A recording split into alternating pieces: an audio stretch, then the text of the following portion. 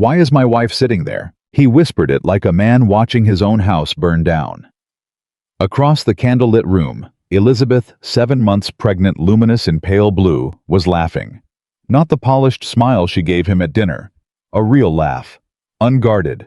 Alive. The most powerful landowner in Massachusetts was leaning toward her like a man who had found something worth his complete attention. Nathaniel Whitmore had a mistress at his table and a wife he hadn't truly seen in 3 years. Tonight that blindness was going to cost him everything. If you have ever been right there, capable, real, and still invisible to the one person who should have seen you, stay with us. Subscribe. This story is for you. Boston, Massachusetts. August 1817. Harbor Hall was not the kind of place a man brought a woman he wanted to hide. It sat on the upper end of Commercial Street, 3 stories of imported marble and polished walnut, where the candles were beeswax, and the waitstaff moved like shadows, and the wine came from cellars in France that most men in Boston had only read about. The merchants who gathered there on Thursday evenings were not merely wealthy. They were the kind of wealthy that gets inherited, the kind that reshapes coastlines and moves governors like chess pieces. To have a table at Harbor Hall on a Thursday evening was to declare without words that you had arrived. Nathaniel Whitmore had arrived. He sat at table 7, corner position, view of the door, the best seat in the room, and he wore it all easily.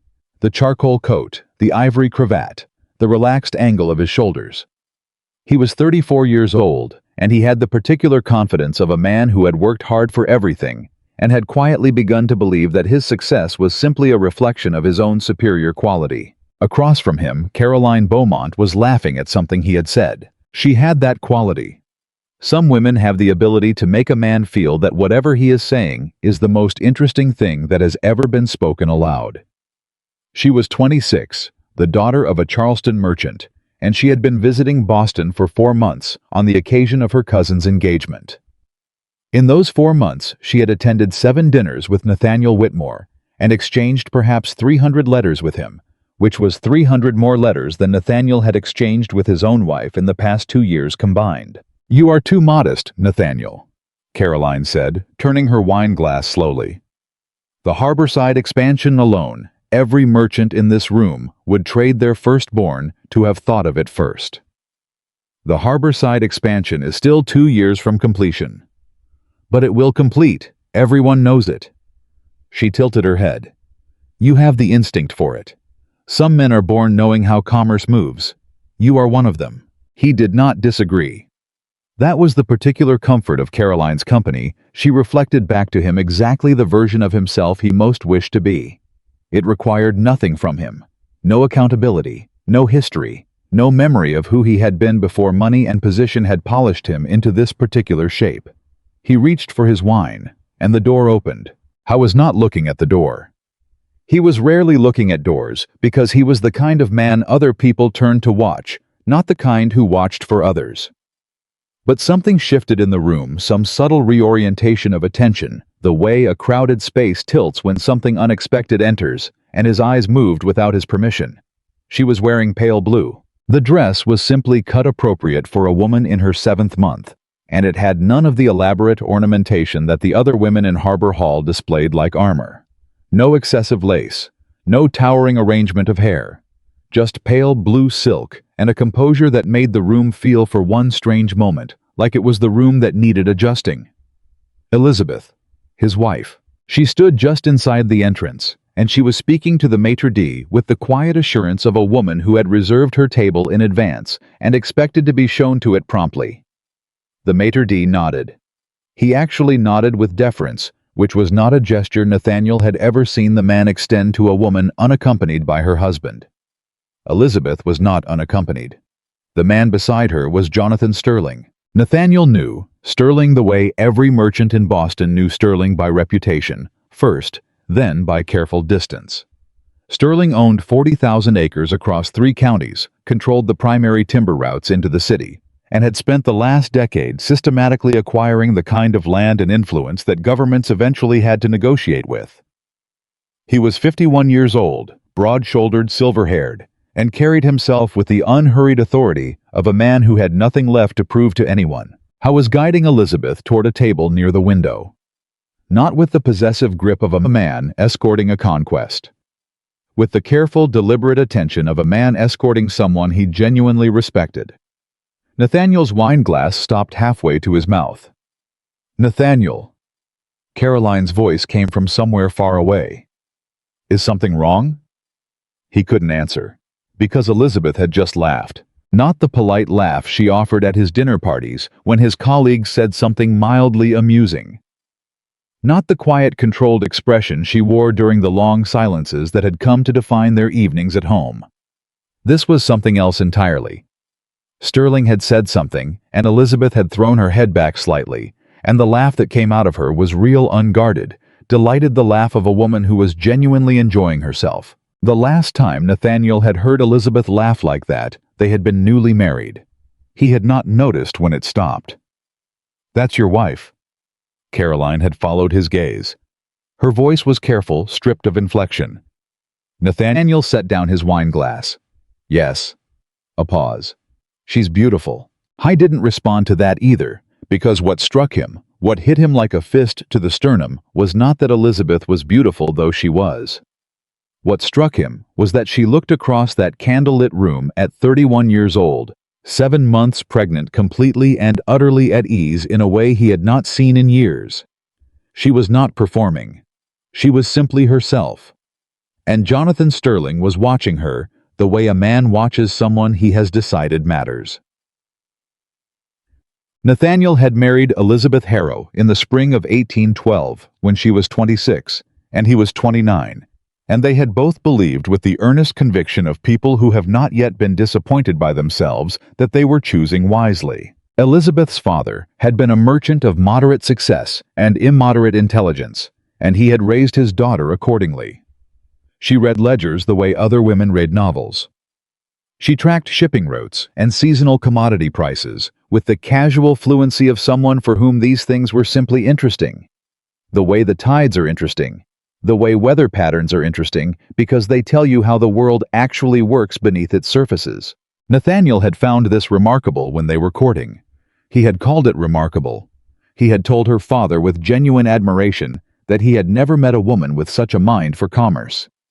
But admiring a quality in someone you are courting and tolerating that same quality in a wife are, as Elizabeth would come to understand, entirely different negotiations. The first 2 years of their marriage had been full in the way that early marriages often are: the accumulation of a household, the establishment of routines, the discovery of small incompatibilities that are either addressed or quietly buried. Nathaniel's business was expanding. He was away often. When he was home, he was tired or preoccupied or hosting someone whose goodwill he needed. Elizabeth managed the household with competence and without complaint. She entertained his guests.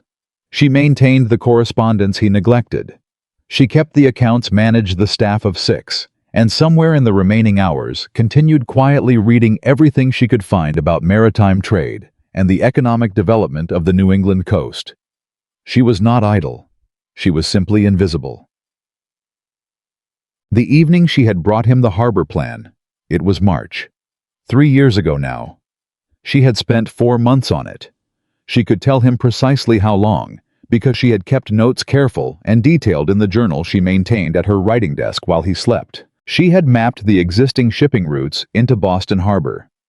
She had identified 3 points of significant inefficiency, places where the physical layout of the docks created delays that cost merchants cumulatively thousands of hours per season. She had then identified 2 parcels of land currently undervalued, whose acquisition and development would allow for a reorganization of those routes that could reduce average unloading time by nearly 30%. She had presented it to him after dinner on a Tuesday, when he seemed to be in good humor. She had sat across from him at his desk and laid out the papers, the maps, the calculations, the projected returns, and she had said, "I've been working on something I'd like you to look at. I think there may be an opportunity in the harbor development that no one has moved on yet." He had looked at the papers. He had looked at her, Elizabeth. His voice had been the particular kind of patient that is not patience at all, but rather the management of condescension. "Where did you get these numbers?" "I calculated them from the Port Authority records and the shipping manifests from the past 3 seasons. They're public documents."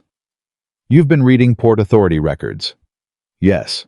Howe was quiet for a moment. He picked up one of her maps, looked at it for perhaps 10 seconds, and set it down. Leave commerce to the men who understand it, he said. This is not your concern. She had not argued. She had gathered her papers with steady hands, wished him a good evening, and returned to her writing desk. She had sat there for a long time in the dark, and somewhere in that darkness, something had shifted in her, not dramatically, not with the violence of a door slamming, more like a window being very quietly closed. She had not gone to Jonathan Sterling out of vengeance. That was the thing Nathaniel would eventually have to understand, and it would be the hardest thing he ever had to make himself truly believe. She had not gone to him in anger, or in spite, or in the deliberate construction of a wound. She had gone because Jonathan Sterling had attended a dinner at their home in the autumn of 1815, one of Nathaniel's business evenings, and he had found himself seated beside Elizabeth during the meal. They had talked about shipping. Not because Sterling had condescended to engage her, not because he was performing courtesy, but because she had asked him a question about the timber supply chain. A genuine question, and his answer had led to her question, and her question had led to his answer. And 45 minutes later, they were both leaning slightly forward over their dinner plates, and neither of them had touched the second course. Nathaniel from the other end of the table had seen them talking and thought nothing of it. Sterling had thought a great deal of it. He had called on Elizabeth 3 weeks later, while Nathaniel was in Providence on business. He had been direct in the way that men who have achieved a certain level of security can afford to be direct.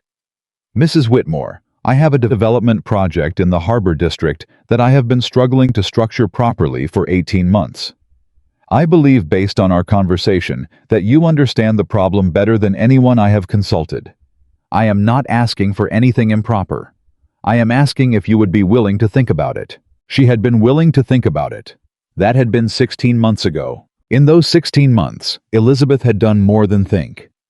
She had restructured Sterling's approach to the harbor development, entirely identifying not merely the three-point inefficiency she had originally mapped, but a fourth deeper problem in the customs processing procedure that was adding cost at every level of the operation.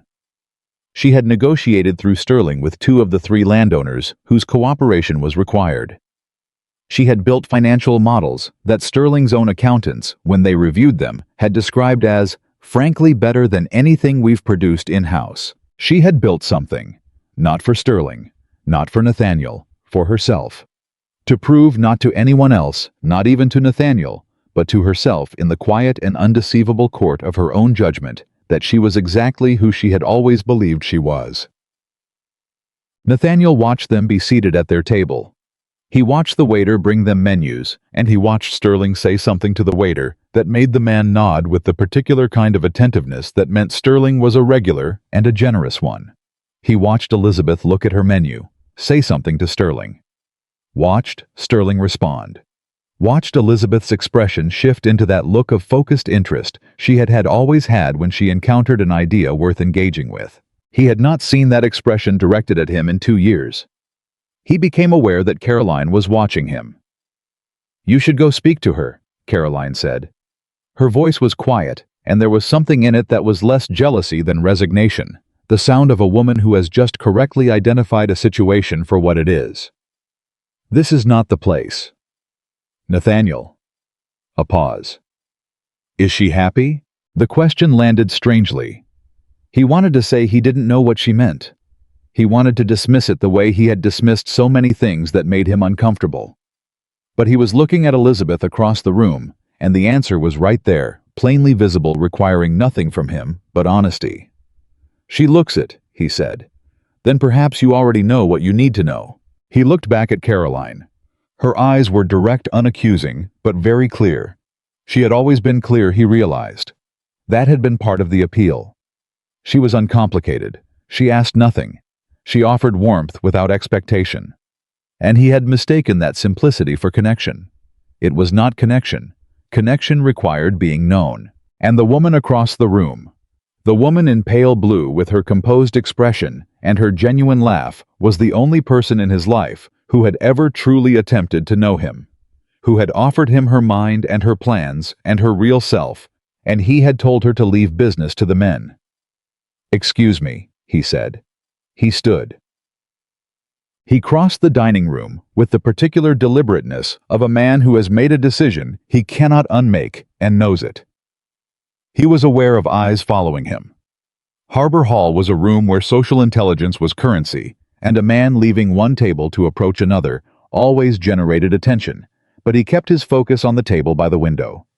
Sterling saw him first. The older man's expression did not change precisely, but his posture shifted the subtle realignment of a man who is assessing a situation and deciding how much force it merits.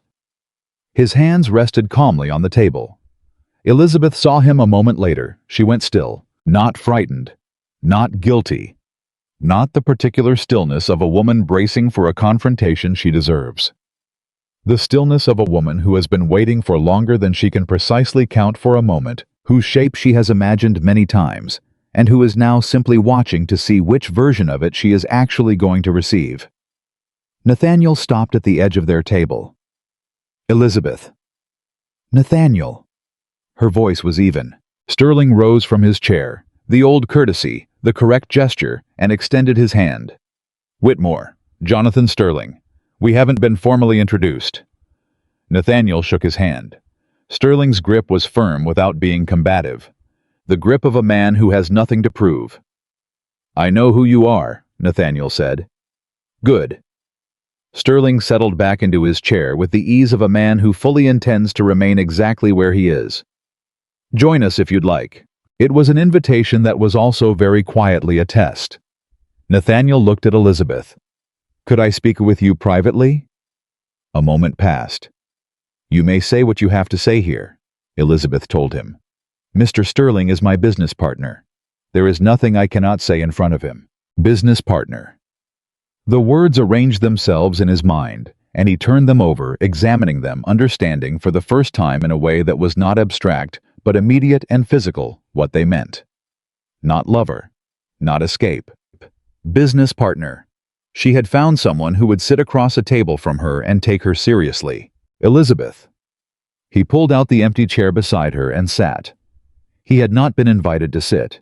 He sat anyway, because he needed to be at her level, needed her to see his face, needed her to know that whatever he was about to say was not performance. "I saw the project. Your project. The harbor restructuring." Her expression did not change. "Where did you see it?" "Hargreaves showed me the proposal. He thought it came from Sterling's office." A pause. "It did it?" Silence. "He showed me the financials," Nathaniel continued. "The redesign of the customs flow alone, Elizabeth, that solves a problem that has been costing the merchants of this city thousands of pounds a season for 20 years. Nobody has solved it because everyone has been looking at the dock layout and you looked at the paperwork." He stopped. He breathed. "I knew it was you. The moment I saw it. The way the numbers were constructed. The way the argument built." He paused again. "It's the harbor plan. The one you brought me in March, 1814.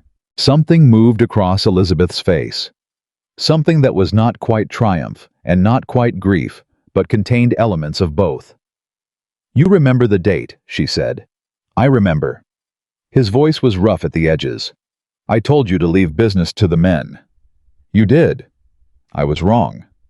Sterling, to his considerable credit, had taken a sudden and absorbing interest in his wine glass. Elizabeth looked at her husband. Really looked at him. The careful look of a woman who has learned through repeated experience to distinguish between a man who is sorry and a man who simply doesn't like what his choices have cost him. She studied him with the same methodical precision she had once applied to Port Authority records and shipping manifests, looking for the truth beneath the surface. "You are sorry," she said finally. "I can see that you are." He exhaled. "Yes, you are sorry because you have now seen on paper and through Mr. Hargreaves's reaction and in this room tonight that I was right, that I have always been right." She did not say this with bitterness. She said it with the precision of a woman making certain the correct thing was clearly stated. "You are sorry because you finally saw me." "Elizabeth, I have been here," she said quietly. "The entire time. I have been sitting at your dinner table and sleeping in your house and carrying your child, Nathaniel. I have been here." The room around them continued its elegant, indifferent business. Silverware on china. Murmured conversation. The soft percussion of a city that did not care what was being rebuilt or unmade at table 11. "I know," he said. "I know you have." She looked at him for a long moment. Then she turned to Sterling.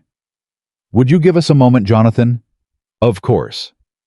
Sterling rose, nodded to Nathaniel with the composed courtesy of a man who is entirely comfortable with however this resolves, and moved toward the bar. Elizabeth turned back to her husband. "What do you want, Nathaniel?" It was a direct question, the kind she had always been willing to ask even when he was not willing to answer it. "I want to fix it," he said. I want to be different than what I have been." "That is a want," Elizabeth said, "not a plan." She tilted her head slightly. "Do you know the difference?" He was quiet. "I have spent 3 years," she said, "building something because I needed to know I could. Not to hurt you, not to replace you, because you stopped seeing me, and I needed to know that I still existed." Her hand rested on the curve of her stomach. "This child is going to be born in 2 months, and I have been thinking a great deal this past year about what kind of life I want them to be born into." "Elizabeth, let me finish." Her voice was still even. Still that maddening composed evenness that he had once interpreted as coldness, and now understood for the first time as something else entirely. It was not coldness. It was the voice of a woman who has decided that she will not be carried away by emotion when precision is what the moment requires. "I have not decided anything. I have not made any choices about our marriage that I have not told you about. But I am telling you now, I will not go back to being invisible. Whatever happens between us, that is the condition. If you cannot actually see me, then there is nothing to go back to." He looked at her. At the composure and the intelligence, and the real person he had been given, and had for 3 years simply failed to look at. "I see you," he said. "I see you now."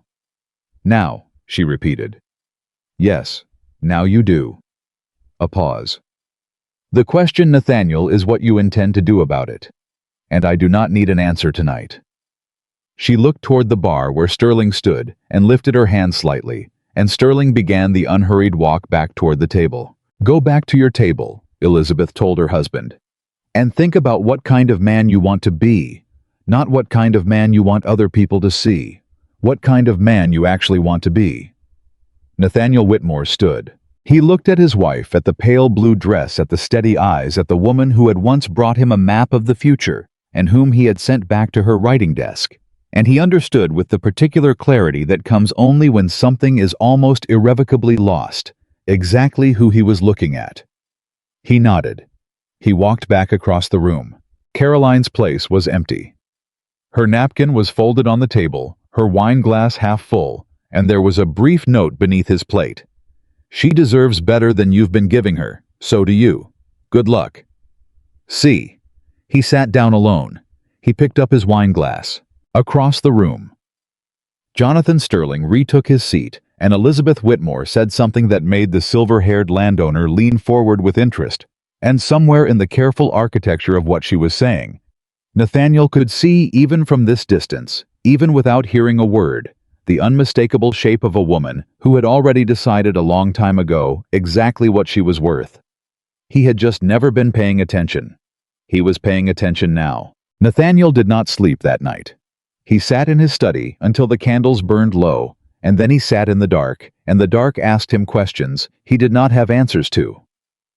The house was quiet around him, the kind of quiet that a man only notices when he has spent years not noticing it, and then suddenly cannot stop. He had lived in this house for 4 years.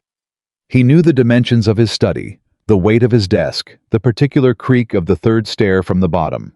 He did not know what Elizabeth did between the hours of 9 in the morning and 2 in the afternoon, when the household accounts were settled and the staff had their instructions. He did not know who she talked to. He did not know what she read. He had not, if he was being precise about it, asked her a single question about her daily life in the past 18 months that was not somehow related to an upcoming dinner party he needed organized. He had a wife. He had simply not bothered to know her. That was the thought that sat with him in the dark. Not the image of Sterling's hand at Elizabeth's elbow.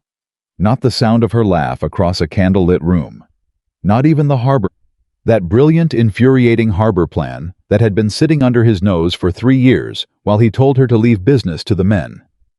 It was this: he had a wife, and he had chosen every single day not to know her. He reached for the decanter on his desk and then set it back down. He had a feeling that whatever clarity the next few days required was not going to be found at the bottom of anything. He went upstairs. Elizabeth's bedroom door was closed.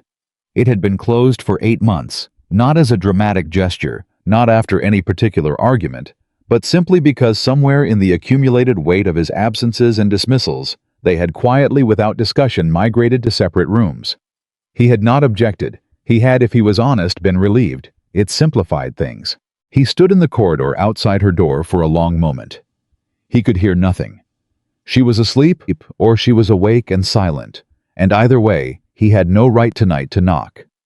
He went to his own room. He lay in the dark and stared at the ceiling and thought about the way Jonathan Sterling had looked at his wife, not with desire. That would have been simpler to categorize, simpler to dismiss. Sterling had looked at Elizabeth the way a man looks at something he genuinely values, with attention, with respect, with the particular quality of focus that means he is actually listening to what she says and finding it worth his time. Nathaniel had seen that look on Sterling's face during business negotiations. He recognized it. It was the look Sterling wore when he was dealing with someone he considered his equal. He had never looked at his own wife that way. The ceiling offered no absolution. He closed his eyes and sleep did not come for a very long time. In the morning, he sent a note to Thomas Hargreaves. Hargreaves was his oldest business associate, a man of 60 with a reputation for bluntness that had cost him 3 friendships and saved him from 4 disastrous investments. Nathaniel asked him to come to the house at 10 o'clock, and he specified alone. No staff present. Bring whatever documentation he had related to the harbor restructuring proposal. Hargreaves arrived at 10:15, which was his way of establishing from the outset that he would not be hurried. He settled into the chair across from Nathaniel's desk, set a leather portfolio on his knee, and looked at Nathaniel. The way a doctor looks at a patient who has presented symptoms he recognized but was hoping not to see. "You were at Harbor Hall last night," Hargreaves said. It was not a question. "I was." "And you saw?" "I did." Hargreaves opened this portfolio, removed a sheaf of papers, and laid them on the desk without comment. Nathaniel looked at them. He had seen them once before briefly, but last night he had gone home and opened his own copies, the ones Hargreaves had sent him in June, which he had skimmed and filed, and he had read them properly. All of them. Every page. "Tell me what you know about how Sterling got this," Nathaniel said. "Sterling didn't get it." Hargreaves's voice was even. "It originated with your wife." "I know that." "Tell me how you know that." A pause. Hargreaves looked at him steadily. "Because I have been in business for 38 years, Nathaniel, and I know what a particular kind of mind looks like on paper. I have seen your work. I have seen Sterling's work. This is neither." He tapped the top sheet. "This is someone who understands the system from the bottom up, not the top down. Someone who started with the actual physical problem, how goods move, where they slow, what the bottleneck costs at every stage, and built the solution outward from there. That is not how merchants think. That is how someone thinks who has spent time studying the thing itself, rather than the money around it." Nathaniel was quiet. "I suspected it when I first read it." Hargreaves continued. "I was certain of it when I attended the Andersons' dinner in July, and spent 40 minutes talking to your wife about commodity shipping patterns." He picked up his tea. "She is extraordinary, Nathaniel. I hope you know that." "I'm beginning to." "Beginning." Hargreaves said the word with the particular flatness of a man choosing not to say what he actually thinks. "Well, better late than never, I suppose. How far along is the project?" "Far." Hargreaves set down his tea. "The land acquisition on the north end is complete. Sterling closed on the Pemberton parcel in May. The customs restructuring proposal has been submitted to the Port Authority, and I have it on good authority that they intend to approve it by October. If everything holds, the first phase of construction begins in the spring. Nathaniel absorbed this. She's been working on this for 16 months. At least 16 months. Possibly longer. The foundational research, the routing analysis, the efficiency calculations, that's not 16 months of work. That's years.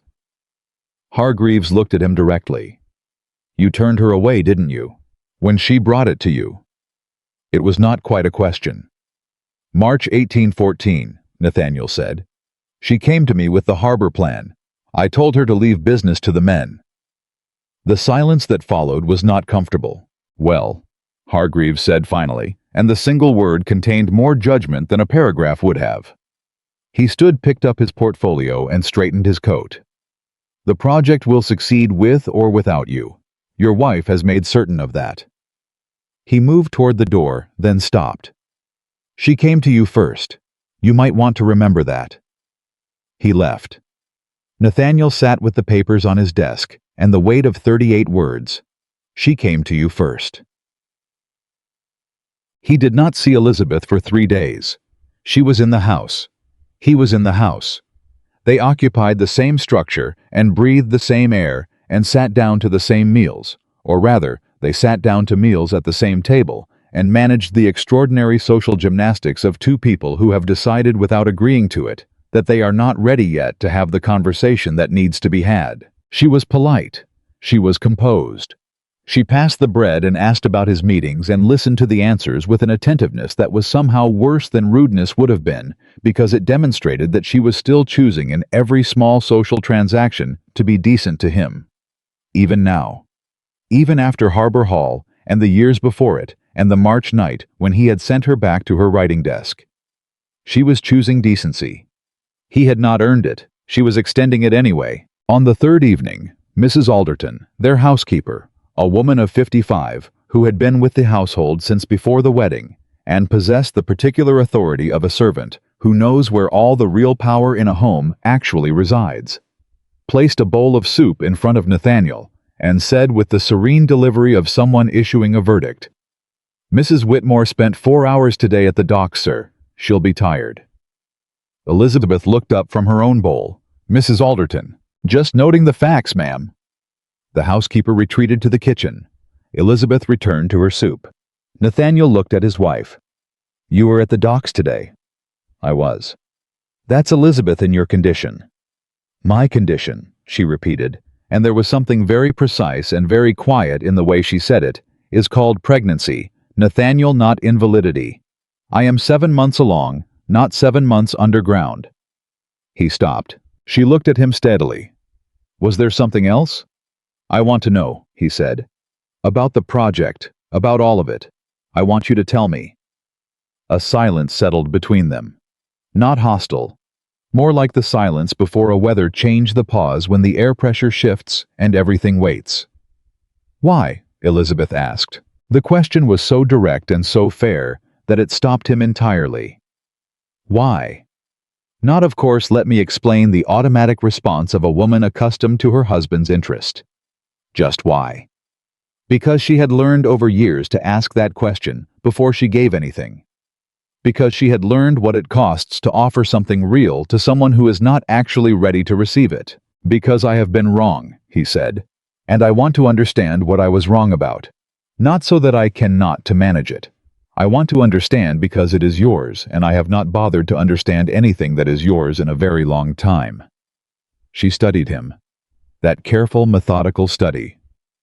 "The North Dock," she said finally. "You know where the Pemberton warehouse stands?" "Yes." "The approach from the harbor side creates a 40-minute delay in offloading during high tide windows, 40 minutes every time for every ship that comes in during morning tide. Multiply that by the average number of arrivals per season, multiply the cost of the crew hours standing idle, and you are looking at losses that compound across every merchant using that approach." She paused. "The solution is not rebuilding the dock. The solution is rerouting the approach by 60 degrees and staggering the arrival schedule by tier commercial priority in the first window, secondary freight in the second. Simple. No new construction required for Phase 1. just coordination and the right paperwork. I was leaning forward without realizing it. And the customs delay. Different problem. The delay there is not physical, it's procedural. The manifest review process requires 3 separate approvals from 3 separate offices that do not share information. So every arrival triggers duplicate work from each office, acting as if the others don't exist. 1 standardized intake form. 1 primary reviewer with authority to clear routine shipments. 2 subordinate reviewers for flagged items. You eliminate the redundancy, you cut processing time by 60%. Nathaniel looked at his wife. She had just in 4 minutes of dinner table conversation explained a solution to 2 problems that the merchants of Boston had been paying to have unsolved for 20 years. Who else have you told this to? He asked. The Port Authority Committee, Mr. Sterling's logistics manager. 2 of the committee members privately before the formal submission, because I knew there would be resistance from the harbor master's office, and I wanted to understand the objections in advance. A brief pause. Thomas Hargreaves, actually. At the Andersons' dinner in July, we talked for quite some time. He mentioned that. He's a perceptive man. She picked up her spoon again. He asked me if you knew. I told him that was a separate question. The soup was getting cold. Neither of them was eating it. Elizabeth. Nathaniel set down his spoon. I ended things with Caroline Beaumont. The words landed in the room. She did not react the way he had imagined she would. There was no visible relief, no softening, no sudden access of warmth. Her expression remained composed, and he understood looking at her that this was because she had already known, or had known something like it. A woman does not survive 3 years of being invisible in her own marriage without developing an awareness of what is happening in the surrounding world. I see, she said. I want you to know that. I do know it. She looked at him directly. Nathaniel, I am going to say something that I need you to hear correctly. All right. The end of that whatever it was is not a gift to me. It is not a sacrifice you have made on my behalf. It is simply the cessation of something that should not have begun. She kept her eyes on his. I am not grateful for it. I am not obligated to respond to it with warmth or forgiveness, or the resumption of a marriage that you had already for all practical purposes abandoned. She paused. Do you understand what I am saying? Yes, he said. And he did completely painfully in the way you understand something that is true and difficult at the same time. Good. She returned to her soup. Then we can talk about the harbor project if you'd like, since you asked. They talked about the harbor project for 2 hours. It was the longest conversation they had had in 3 years, possibly longer.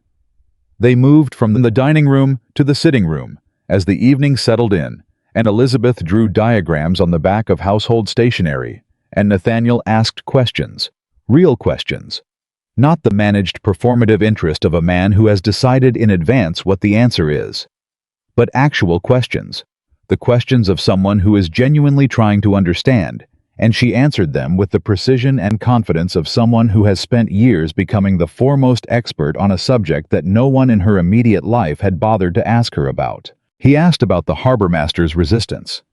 She explained it in 3 sentences and told him exactly what the political calculation was and why it didn't concern her. He asked about the financing structure. She walked him through Sterling's investment thesis and her own supplementary projections, and where the 2 approaches had initially disagreed and how they had resolved it. He asked about the timeline for Phase 2, the actual construction, the reconfiguration of the northern approach, and she leaned over her diagram and showed him point by point the sequence of events that needed to happen in what order. It was close to midnight when he realized they had been talking for 2 hours, and Elizabeth was pressing her hand to the small of her back with the careful restraint of a woman who is tired and does not intend to make a production of it. You should sleep, he said. I'm all right. Elizabeth. He said her name quietly. You've been at the docks all day and you've spent 2 hours talking to me. You should sleep. She looked at him.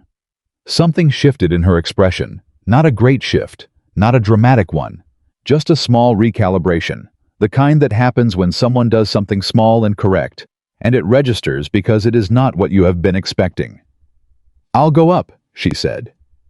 She gathered her stationary diagrams with the efficient movements of a woman who is accustomed to tidying up after herself. He stood. "May I ask you something?" She paused. "The night you came to me," he said, "March 1814, with the harbor plan."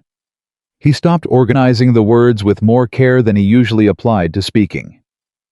"Were you frightened when you brought it to me?" Elizabeth was quiet for a moment. "No," she said finally. "I was not frightened. I was hopeful." She folded the last diagram carefully. That was worse as it turned out. She went upstairs. He stood in the empty sitting room with the extinguishing candles and understood that of all the things she had said to him in the past 3 days, that was the sentence that was going to cost him the most sleep. I was hopeful. The thing about Nathaniel Whitmore was that he was not a stupid man. That was in some ways the hardest part of it. A stupid man's failures are explicable. A stupid man doesn't see what is in front of him because he lacks the apparatus to see it. Nathaniel had the apparatus. He had the intelligence, the perception, the commercial instinct that Hargreaves had spent decades praising. He could walk into a room and identify within 20 minutes the 3 people most worth cultivating and the 2 risks most worth avoiding.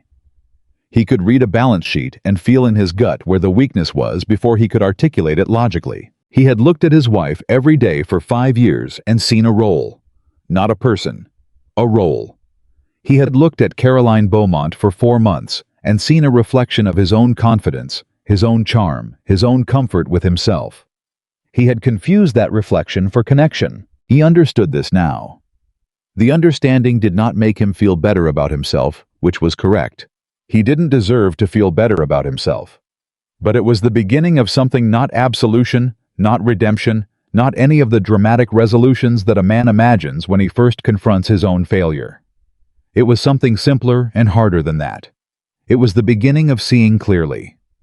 He started paying attention, not performatively, not with the aggressive attentiveness of a man who has decided to demonstrate his transformation for an audience, just quietly, deliberately paying attention. He noticed that Elizabeth went to her writing desk every morning between 9 and 11, before Mrs. Alderton arrived with the household questions, and that during those 2 hours she did not want to be interrupted, and that everyone in the house knew this, except him, because everyone in the house had been paying attention to her in ways he had not. He noticed that she ate less than she should not from lack of appetite, but from habit, the habit of a woman who has been quietly managing her own needs around everyone else's schedule for so long that her own hunger has been relegated to an afterthought. He noticed that she read by the window in the late afternoon, and that the books she read were not novels, but histories of economic development and treatises on maritime law, and that she kept notes in the margins in a small, precise hand. He had lived in the same house as this woman for 5 years. He had not known any of this. He went to Hargreaves. He went to Sterling. I went to Sterling because it was necessary, and because it was uncomfortable, and because the discomfort of it was, he had decided, not a reason to avoid it. Sterling received him in his office on State Street with the same composed courtesy he had displayed at Harbor Hall. No triumph, no territorial aggression, no performance of the victor receiving the defeated. Just a man at his desk indicating the chair across from it. "Whitmore," Sterling said, "I was expecting you." "Were you? You're not an unintelligent man, and you've spent a week doing what intelligent men do when they discover they've been wrong about something important." A pause. "Gathering information." "I want to understand the project," Nathaniel said, "fully, and I want to understand—" He stopped. He had rehearsed this conversation 3 times on the walk over, and he had imagined himself saying it with more equanimity than he currently felt. "I want to understand what your intentions are toward my wife." Sterling looked at him steadily for a moment. "My intentions," Sterling said, "are exactly what she told you they were. She is my business partner. She has the finest commercial mind I have encountered in 30 years of doing business in this city, and I intend, with her agreement and on terms that she has found satisfactory, to continue working with her." He folded his hands on the desk. "Beyond that, Whitmore, your wife is a woman of extraordinary integrity." Whatever you imagine might exist beyond a professional relationship, you have misread the situation. And you have also, I would suggest, misread her. A beat of silence. She wouldn't, Nathaniel said. Not as an accusation, as a recognition. No, Sterling said simply. She wouldn't. Not because she couldn't find grounds for it, but because she is not built for it. He looked at Nathaniel directly. She is built for loyalty. She extended it to you for years without receiving it in return. I would think carefully about what you intend to do with that information. Nathaniel nodded slowly. You admire her. Enormously, as a business partner and as a person. Sterling picked up a paper from his desk, examined it briefly, set it down. She told me when we first began working together that her husband didn't believe she had a mind for commerce. She said it once without self-pity and never mentioned it again. He looked up. That restraint is a quality, Whitmore. It is not a common one. Do not mistake it for weakness. I don't, Nathaniel said. Not anymore. He stood. Sterling stood, and they shook hands not warmly, but honestly, which was more important.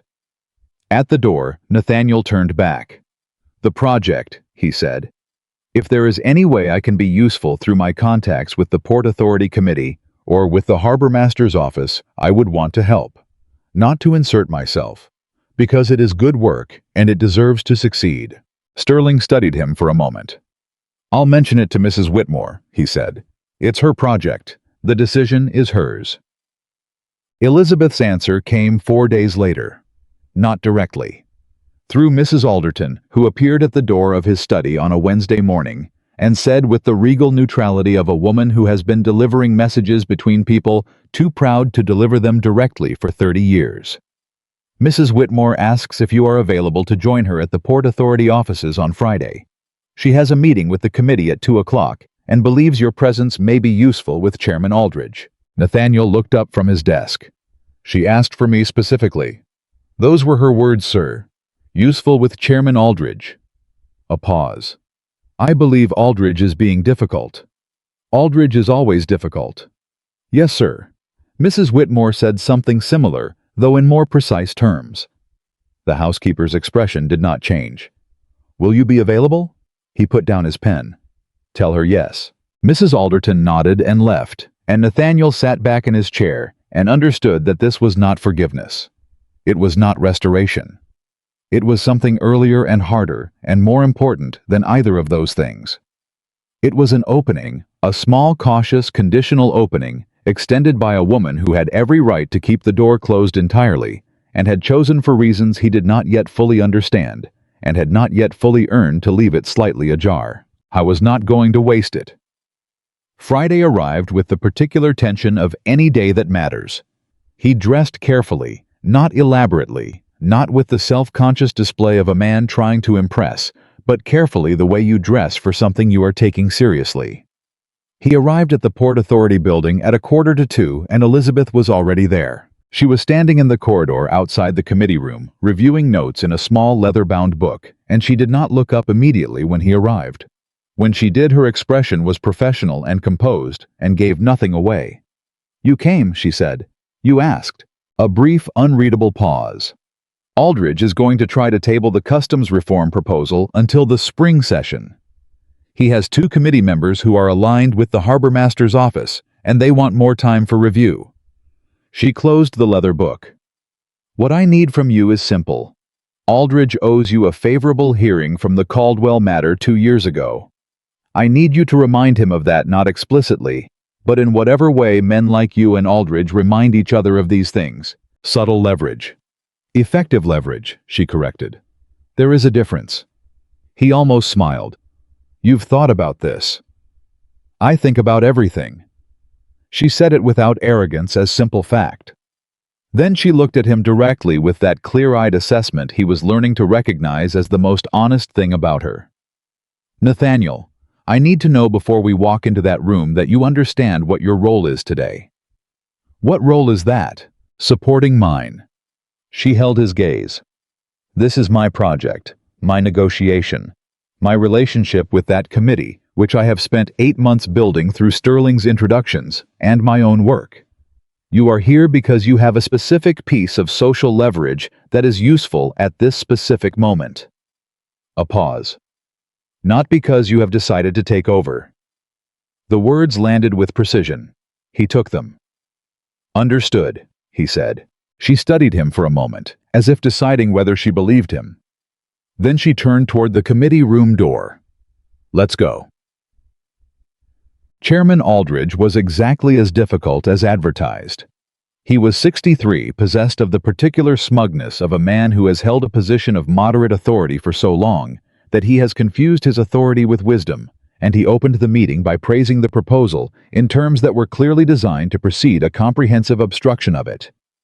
Nathaniel sat beside Elizabeth and kept his hands folded on the table and watched. He watched Elizabeth respond to Aldridge's initial objections with the composed precision of a chess player who has anticipated every move 3 turns in advance.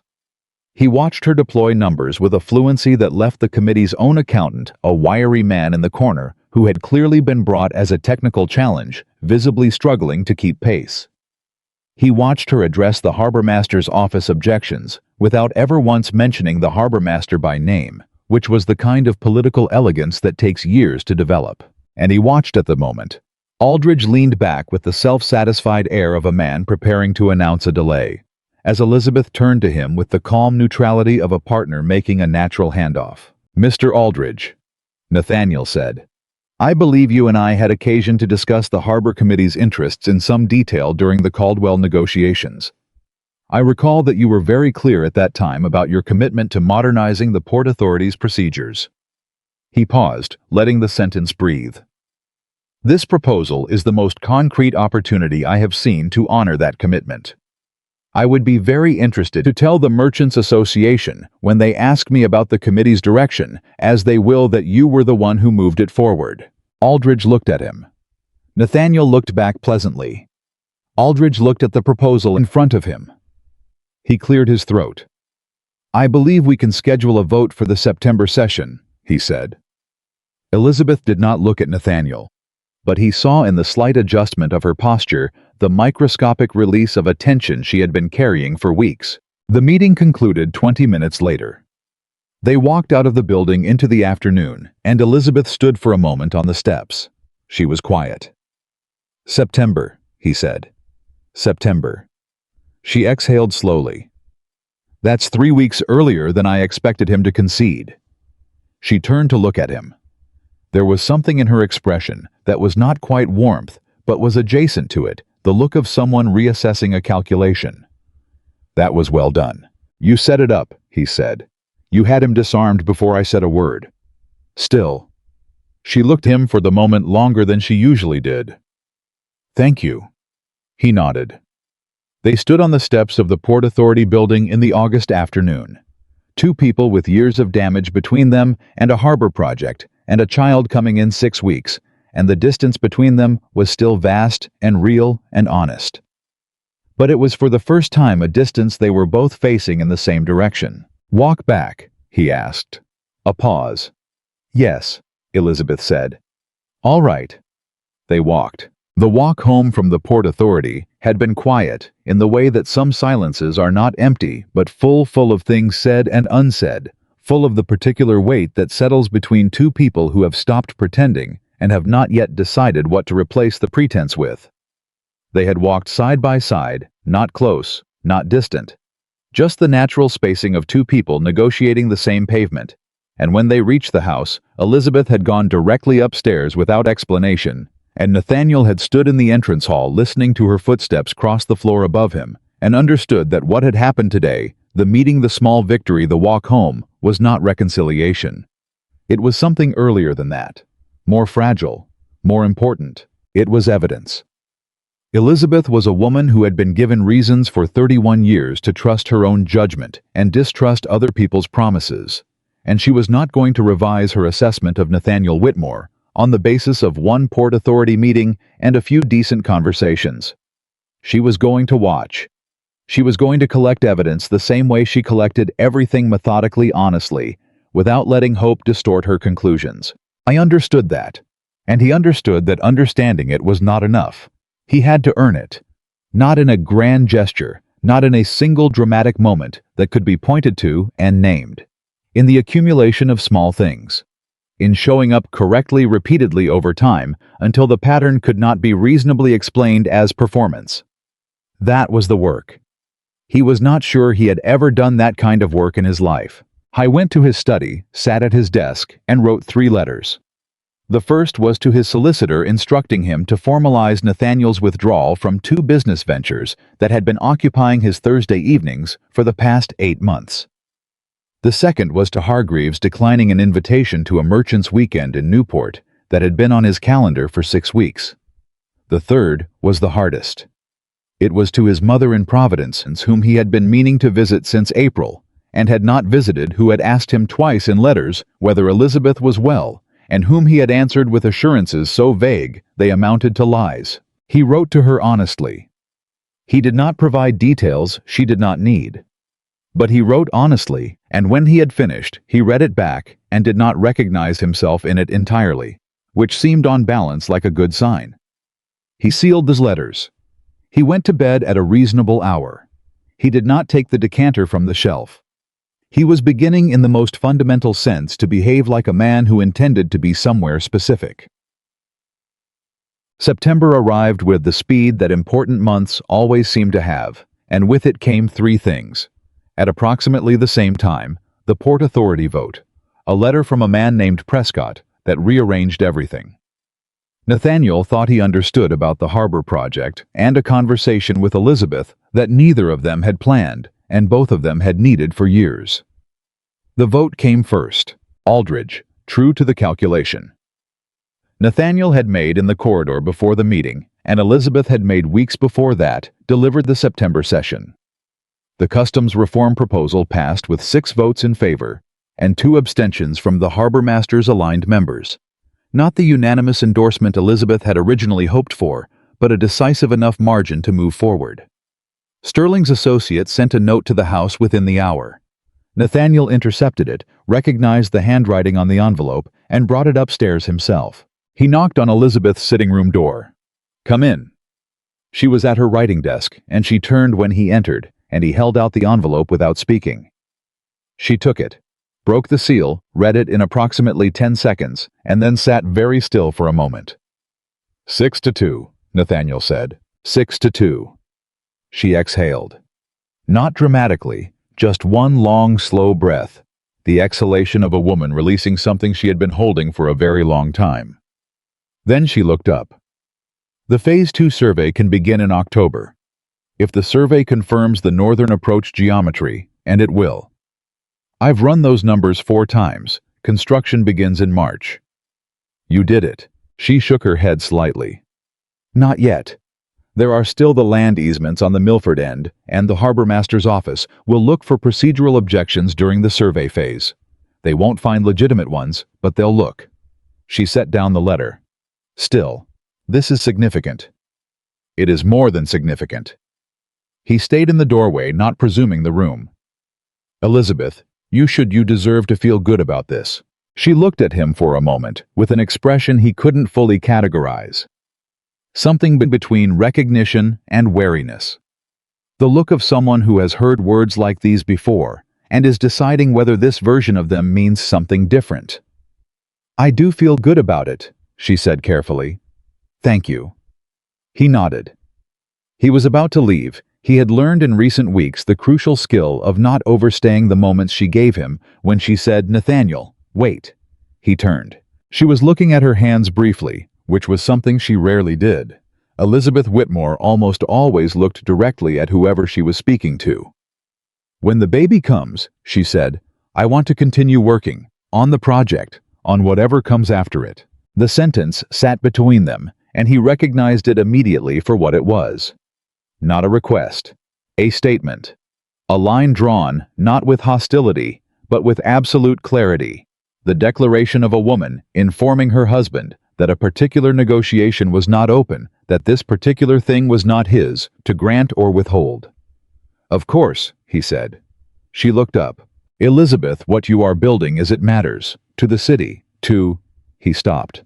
Of course you continue. That was never something I should have had the authority to prevent. I know that now. She held his gaze for a moment. Then she nodded once with a slowness that told him she was filing this carefully, this too becoming evidence in the case she was building about who he was becoming. "All right," she said. "That's all I needed to know." He left her to her work.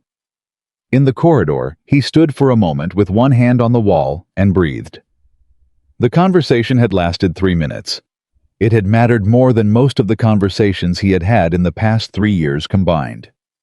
The letter from Prescott arrived 4 days later, and it changed everything. Edmund Prescott was a name. Nathaniel knew peripherally, a lawyer of considerable reputation, who operated primarily in the world of property and maritime law. The kind of man whose involvement in a situation meant that someone somewhere was playing a longer game than the one visible on the surface. The letter was addressed to Elizabeth, but it arrived while she was resting in the afternoon, and Mrs. Alderton brought it to Nathaniel in the hall with the flat, informative look of a woman who has already assessed the situation and decided he needs to know about it. He did not open it. He would not open it. But he looked at the return address, which was enough, and he went directly to Hargreaves. Hargreaves received him without appointment, which was its own statement. He listened to Nathaniel describe the return address and the timing of the letter's arrival with the expression of a man who has been waiting for a particular piece of information to surface. "Prescott," Hargreaves said, and the single word had the quality of a man confirming a suspicion. "Sit down, Nathaniel." He sat. "You need to understand something about the harbor project that you do not currently understand," Hargreaves said. He poured 2 glasses of brandy without asking. "The proposal Elizabeth developed and Sterling has been financing it is good work. It is excellent work.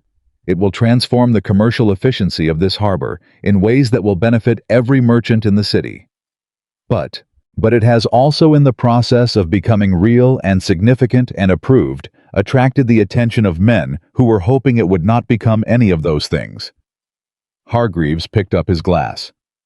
"There is a consortium. I did not know its composition until recently. 3 men. I will give you the names in a moment, who have held controlling interests in the current docking arrangements for the past 15 years. Inefficient arrangements that cost the general merchant class a great deal, but cost this particular consortium very little because they have structured their contracts to insulate them from the delays they profit from creating." Nathaniel was very still.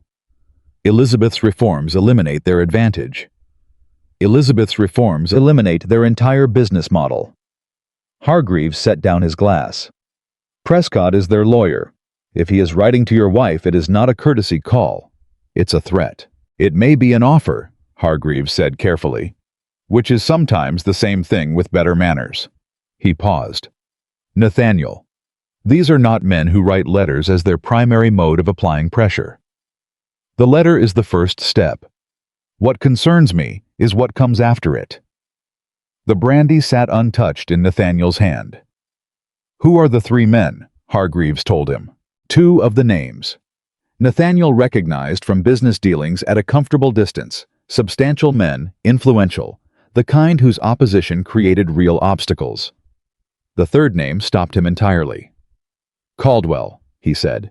"Yes, Gerald Caldwell. The Caldwell matter." The negotiation he had referenced in Aldridge's committee room barely 3 weeks ago, the piece of social leverage he had deployed so smoothly on Elizabeth's behalf. Caldwell, who owed him a favorable hearing. Caldwell, who apparently also stood to lose significantly if Elizabeth's project moved forward. "He was in that room," Nathaniel said. "Not quite a question. I was not at the committee meeting, but Aldridge reports to people, Nathaniel. Aldridge always reports to people. It is how men like Aldridge survive. They make themselves useful to men with actual power." Hargreaves looked at him steadily. "By using your relationship with Caldwell in that meeting, you may have signaled to the consortium that the Whitmore household is no longer neutral on this project." The implications assembled themselves in Nathaniel's mind with a speed and clarity that was almost physical. A cascade of cause and effect, action and consequence, the way a good chess player sees the board 7 moves forward. He had walked into that committee room thinking he was performing a small, useful act of support for his wife's project. He had, without understanding it, planted a flag. "They know I'm involved," he said. "They know you're involved," Hargreaves confirmed. And they know your wife is the architect of something that threatens their interests considerably. And they have sent a lawyer. Nathaniel stood. I need to tell Elizabeth. Yes. Hargreaves stood with him. And Nathaniel, tell her all of it. Not a managed version of it, all of it. He left without finishing his brandy. He found her in the sitting room, the letter from Prescott open in her lap. She had read it clearly. Her expression was composed as it almost always was, but there was a particular quality to her stillness that he had learned to read in recent weeks, the stillness of a mind moving very fast while the body holds completely quiet. She looked up when he came in, and before he could speak, Prescott represents the Caldwell Consortium. He stopped. You knew about the consortium. I've known for 2 months. She set the letter on the side table. Sterling identified them in July. We've been working around them, structuring the proposal in a way that minimized the direct threat to their contracts while still achieving what we needed to achieve. It wasn't entirely successful. Elizabeth. He came further into the room. Hargreaves told me that Caldwell was part of this, that by invoking him at the committee meeting I may have accelerated their timeline. She nodded. Yes, I know. Sterling's associate told me this morning. He absorbed this. You're not angry. I'm not angry, she agreed. You didn't know. You did what you thought was helpful, and it was helpful in the room. The consequences are manageable. She looked at him with that direct, assessing gaze. The question is, what happens next? He sat in the chair across from her. What does Prescott's letter say? It's framed as an invitation for conversation, very polite. He represents certain parties who have concerns about the impact of the proposed reforms on existing contractual arrangements, and he would welcome the opportunity to discuss adjustments to the proposal that might address those concerns. She paused. It is the kind of language that a man uses when he wants to seem reasonable while communicating that the alternative to conversation will be considerably less pleasant. It's a shakedown with good grammar. She almost smiled. That is an accurate summary. She picked up the letter again, looked at it briefly, set it down. I don't intend to adjust the proposal. The reforms I have designed serve the broadest public interest of the merchant community. What Caldwell's group wants is for me to carve out protections for their existing contracts that would gut the customs reform entirely. I won't do it. Then they'll apply pressure through other channels. They will try. Her voice was even. They have influence with the governor's office. They may try to have the Port Authority vote reopened on technical grounds. They have a property attorney who has found in similar situations procedural objections sufficient to delay construction by years. She paused. They are not without resources. Neither are you. She looked at him. Sterling's 40,000 acres, Nathaniel said. Half the timber supply in 3 counties, and the merchant community. Elizabeth III have spent 15 years building relationships with men who benefit directly from what you're proposing. If the consortium moves against this project on political grounds, they need to understand that the resistance they face is not just Sterling. It's the entire commercial class of this city. A silence. You would do that, she said slowly. Use your relationships, publicly, in support of this. Yes. Even knowing that Caldwell is involved, that it will cost you that relationship permanently. The Caldwell relationship was always contingent on me never crossing his interests, Nathaniel said. That is not a relationship, that is a transaction. I have enough of those. He held her gaze. I would rather have fewer transactions and one marriage that is actually real. The words came out more plainly than he had intended. He did not take them back. Elizabeth was quiet for a long moment. The kind of quiet that means a great deal of interior work is being done. You cannot fix what happened between us by defending this project, she said finally.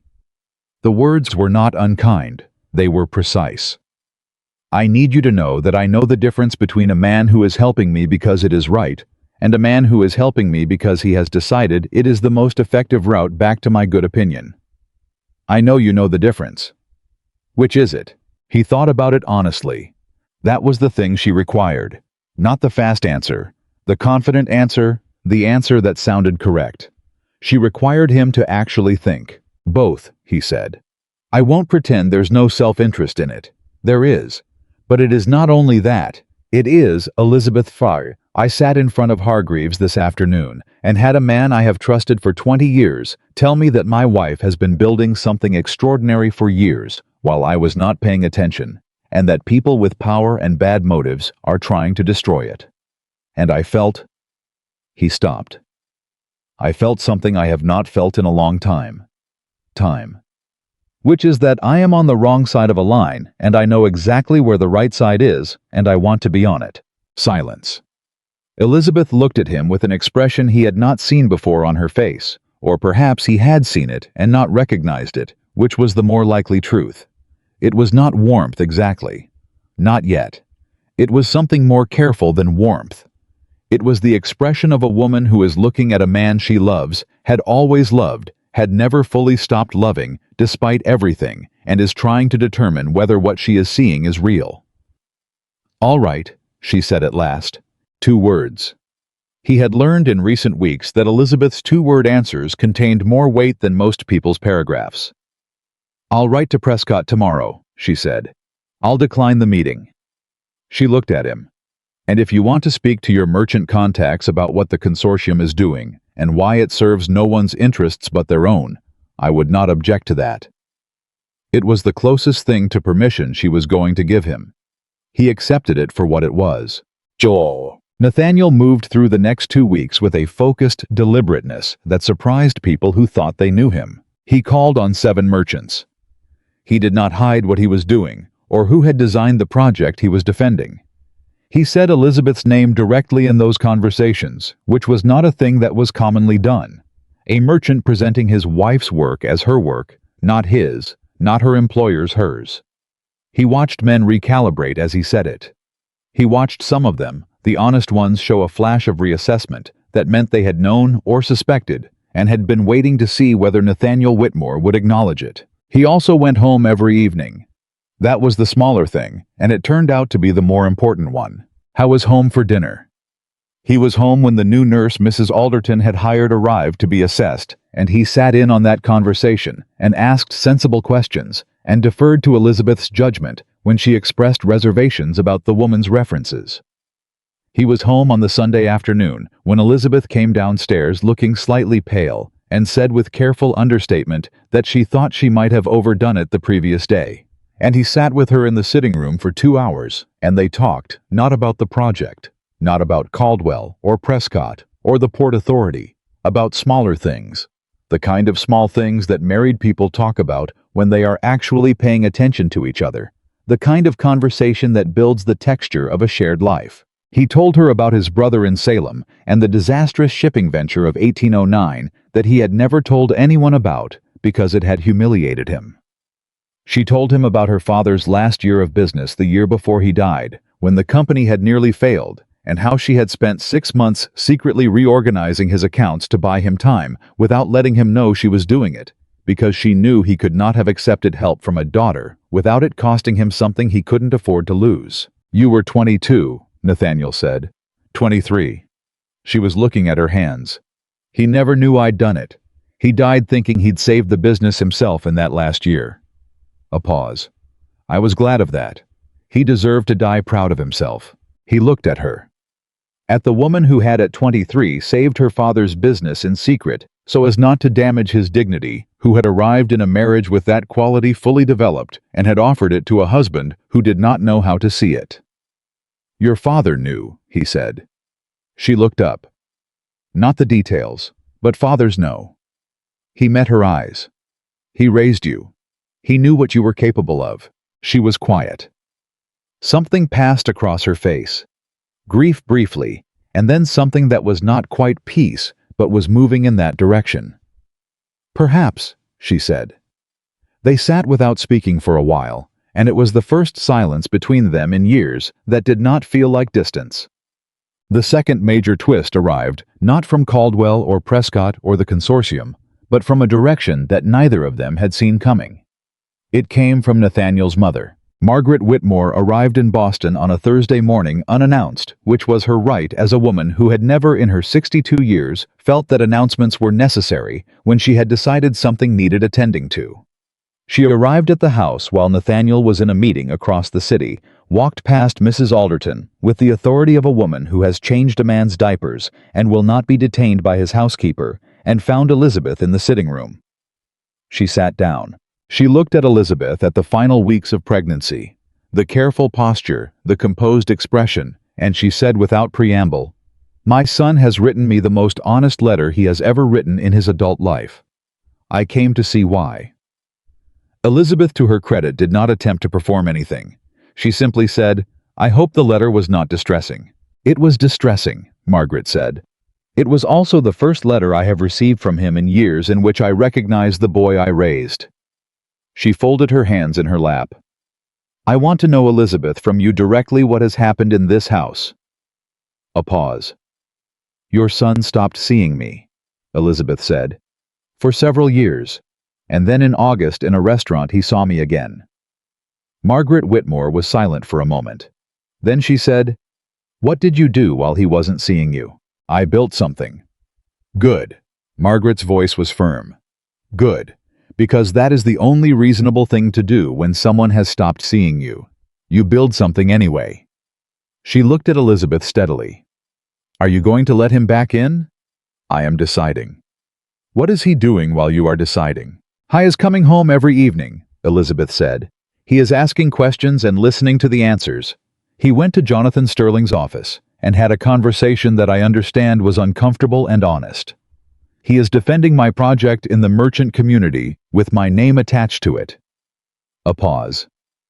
"He is behaving for the first time since we were married like a man who has decided to take his marriage seriously." Margaret absorbed this. "And is it enough?" The question was quiet and very direct. Elizabeth was quiet for a long moment. Long enough that the clock on the mantel completed a full passage of seconds that seemed to take much longer than they should have. "I don't know yet," she said finally. "But it is more than I had in August, and more than I had for 3 years before that." She looked at her mother-in-law. "I know what I am worth, Mrs. Whitmore. I knew it even when he didn't. I am not going to accept less than a man who knows it too." Margaret looked at her for a long moment. "Good," she said again. And there was something in the word this time that was different, warmer, more personal. The verdict of a woman who has been waiting to hear something said aloud and has finally heard it. "I am glad my son married you. I am sorry it took him this long to deserve you." Elizabeth almost smiled. It was the closest she had come in months. "He's not there yet," she said. "No," Margaret agreed. "But he's moving." She unfolded her hands and reached for the tea tray. "I'll stay for a week, if you don't mind the company." "I don't mind the company." Nathaniel came home that evening to find his mother at his dinner table, which would have alarmed him on any ordinary day. But he took one look at the way Elizabeth and Margaret were talking easily directly with the particular comfort of two women who have already established that they are not going to perform pleasantries for each other, and something in his chest unknotted with a completeness that surprised him. "You didn't tell me she was coming," he said to Elizabeth. "She didn't tell me either," Elizabeth replied. Margaret looked at her son with the assessing quality that women of her generation who have survived a great deal tend to develop. "Sit down, Nathaniel. You look like you've been working." "I've been working." "Good. Eat something." She passed him the bread. "Elizabeth has been telling me about the harbor project. It's remarkable." "It is. The customs reform alone." Margaret shook her head slightly. "Your grandfather tried to address that problem for 15 years and never found the solution." "Where did you find it?" she asked Elizabeth. "In the paperwork," Elizabeth said. "Everyone was looking at the physical problem. The delay was in the paperwork." Margaret nodded slowly. "Always is," she said. "The real obstruction is never where they're looking." Nathaniel looked between his mother and his wife, between these two women of sharp intelligence who had just in approximately 2 hours apparently decided to respect each other considerably, and he felt something that was not quite hope, but was built from the same materials. He picked up his fork. He ate dinner with his wife and his mother and listened to both of them, and for the first time in years, the house around him felt less like a space he occupied and more like a place where something real was happening. After dinner, When Margaret had gone up to the guest room and Mrs. Alderton had cleared the table, Elizabeth stood in the doorway of the sitting room and looked at him. She had one hand resting on the doorframe and the other on the curve of her stomach, and she looked at him with that steady, honest gaze that he had spent years failing to meet and was only now learning to hold. "Your mother is formidable," she said. "She has always been formidable. You should have sent for her 3 years ago." He didn't have an answer to that. It was true, and they both knew it was true, and there was no reframing it. "Nathaniel." Her voice shifted slightly. "The baby is coming in 3 weeks. Perhaps 2. She held his gaze. "Whatever we are, whatever this is between us, I need to know that when that happens, you will be here. I will be here. Not in the house, here."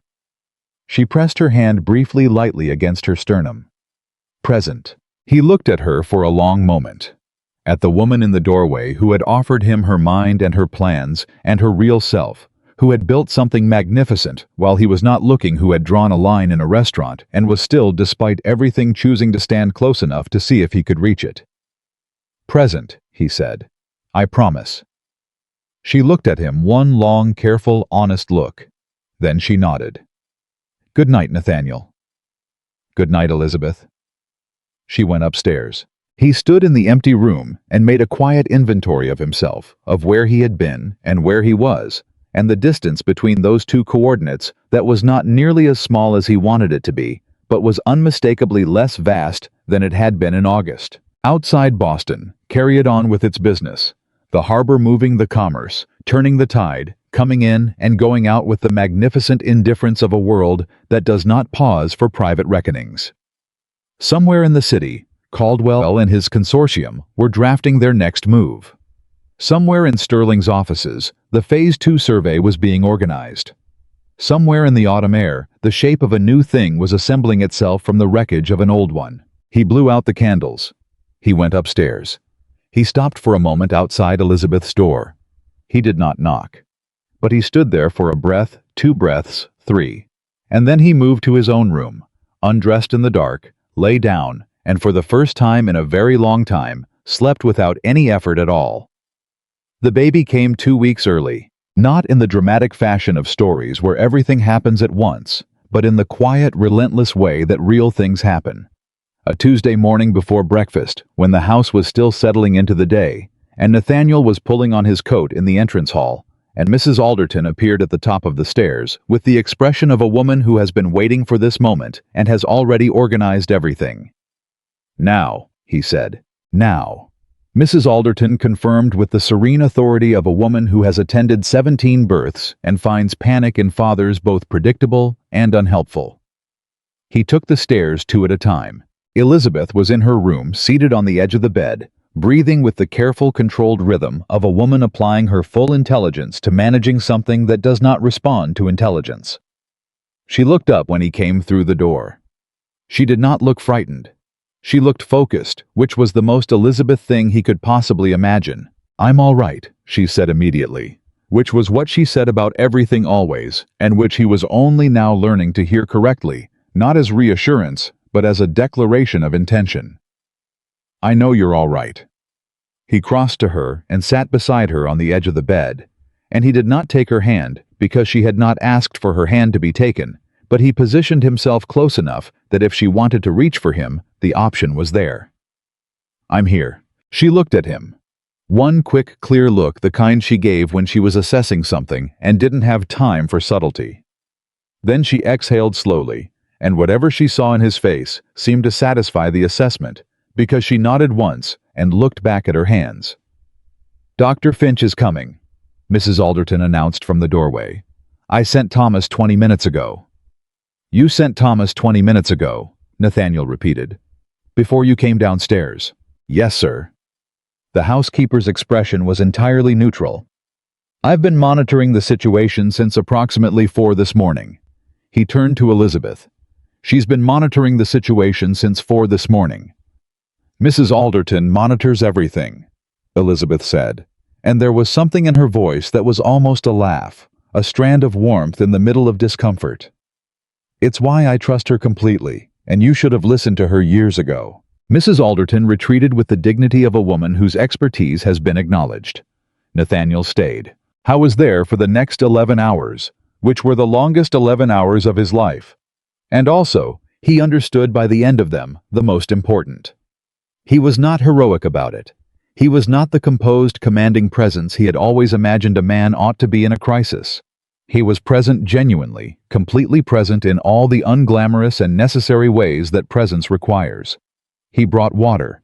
He held Elizabeth's hand when she finally reached for it around hour 6, and he did not flinch when she gripped it with a strength that surprised him and did not let go.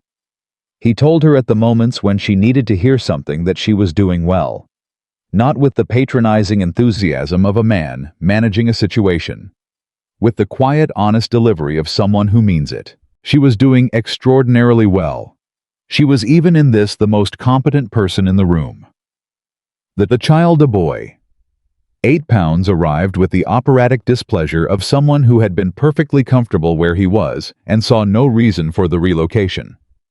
Announced himself at 6:30 in the evening, and Dr. Finch placed him in Elizabeth's arms with the satisfied economy of a man whose job has concluded successfully. Elizabeth looked at her son. For a long time, she just looked at him, and her face did the thing that faces do in those moments, shed every managed layer, every composed exterior, every careful construction of expression, and what was underneath was so simple and so vast that Nathaniel, looking at it from the chair beside the bed, felt something shift in his chest that had no name he could apply to it. "Hello," Elizabeth said to the baby, very quietly, as if they were continuing a conversation that had been going on for months, which they were. Nathaniel leaned forward. He looked at his son, at the small, furious face, and the impossibly perfect hands, and he did not say anything, because there was nothing to say that the moment did not already contain. After a while, Elizabeth looked up at him. "Would you like to hold him?" He nodded. He did not trust his voice entirely. She placed the child in his arms with the careful attention she gave to everything she valued, and he held his son for the first time, and the baby settled against him with the pragmatic unconcern of someone who has decided that this new situation is acceptable. And Nathaniel thought about the man he had been in August and the man he was trying to become, and the distance between those two men felt both very large and holding this somehow surmountable. "What should we call him?" he asked. Elizabeth was watching them both with an expression that was too layered to read in full love and exhaustion, and something cautious still present. Something that was not quite resolved, that would not be resolved tonight. But on top of all of it, something that was genuinely soft. "I've been thinking," she said, "about James. For my father."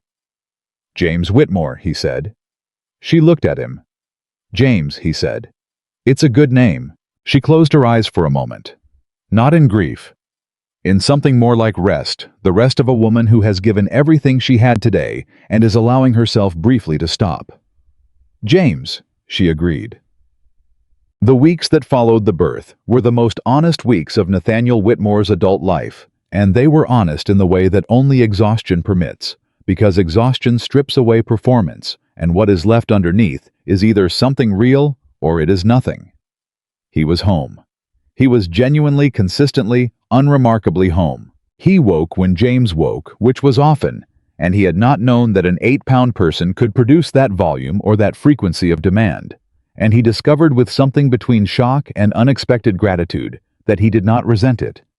He changed his son. He walked him at 2 in the morning through the darkened corridor of the house back and forth, while James conducted his opinions about existence at full volume. He let Elizabeth sleep when she needed to sleep, which was a revolutionary act in their household, and one that Mrs. Alderton observed with the quiet satisfaction of a woman whose confidence in a man has been at long last minimally justified. Elizabeth watched all of this. She watched with the particular quality of attention she brought to everything. Careful, honest, unwilling to reach a conclusion before the evidence supported it. She was not waiting for him to fail. She was simply waiting to understand who he actually was beneath the transformation he was attempting, which is the thing you cannot know about a person until you have seen them tired and inconvenienced and given no audience worth performing for. She saw a man walking a screaming infant at 2 in the morning with the patience of someone who has decided this is exactly where he is supposed to be.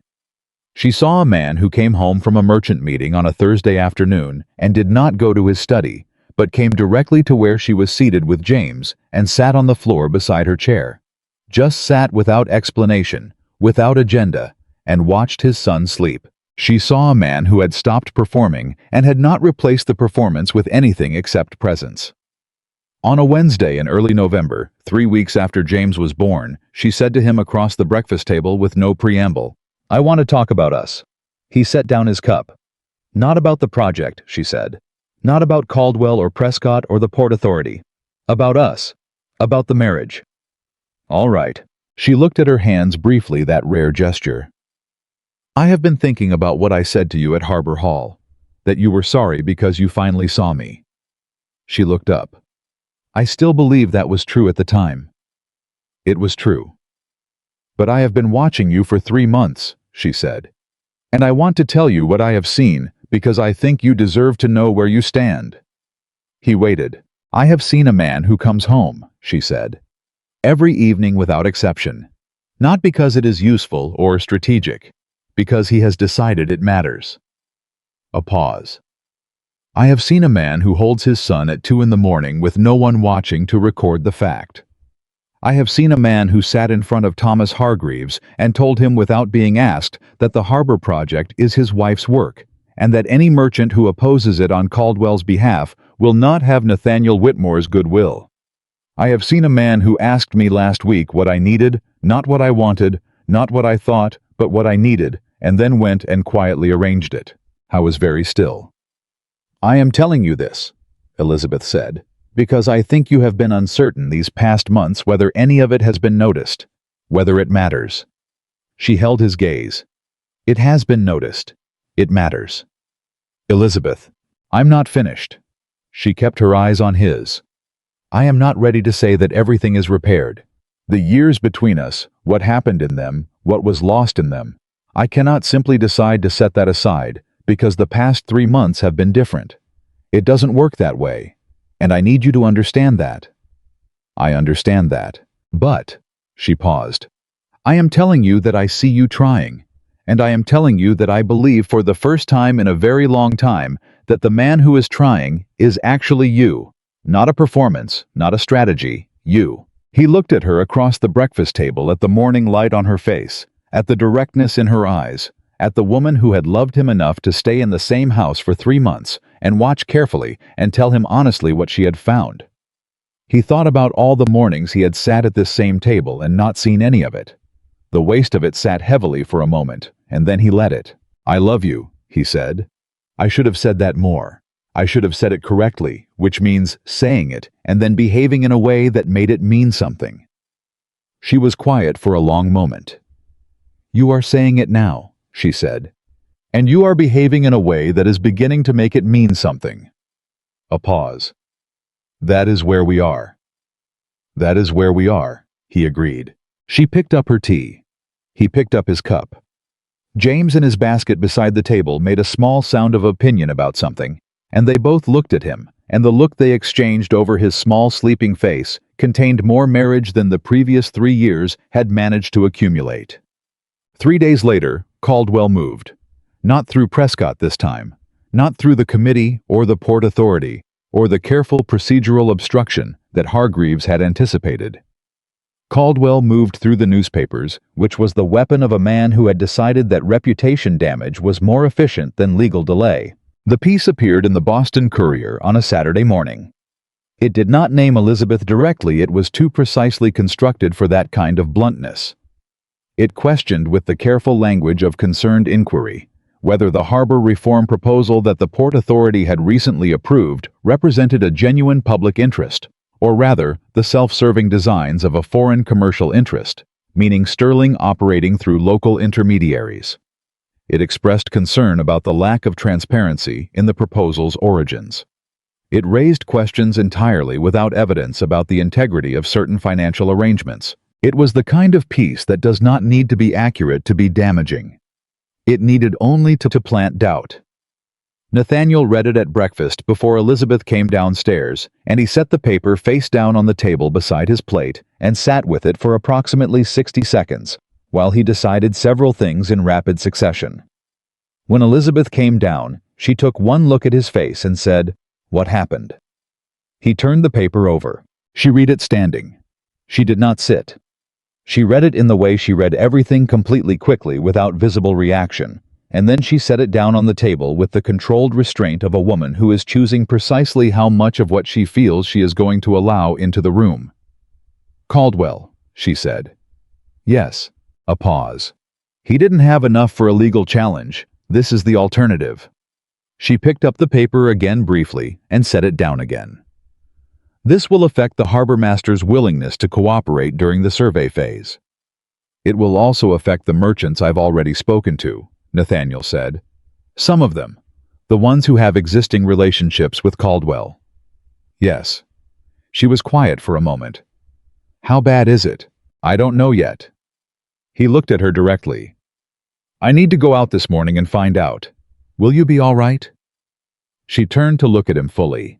Something in his face, the question, or the way he asked it, or the fact that he had asked her directly, rather than simply going, made her expression shift slightly. "Go," she said.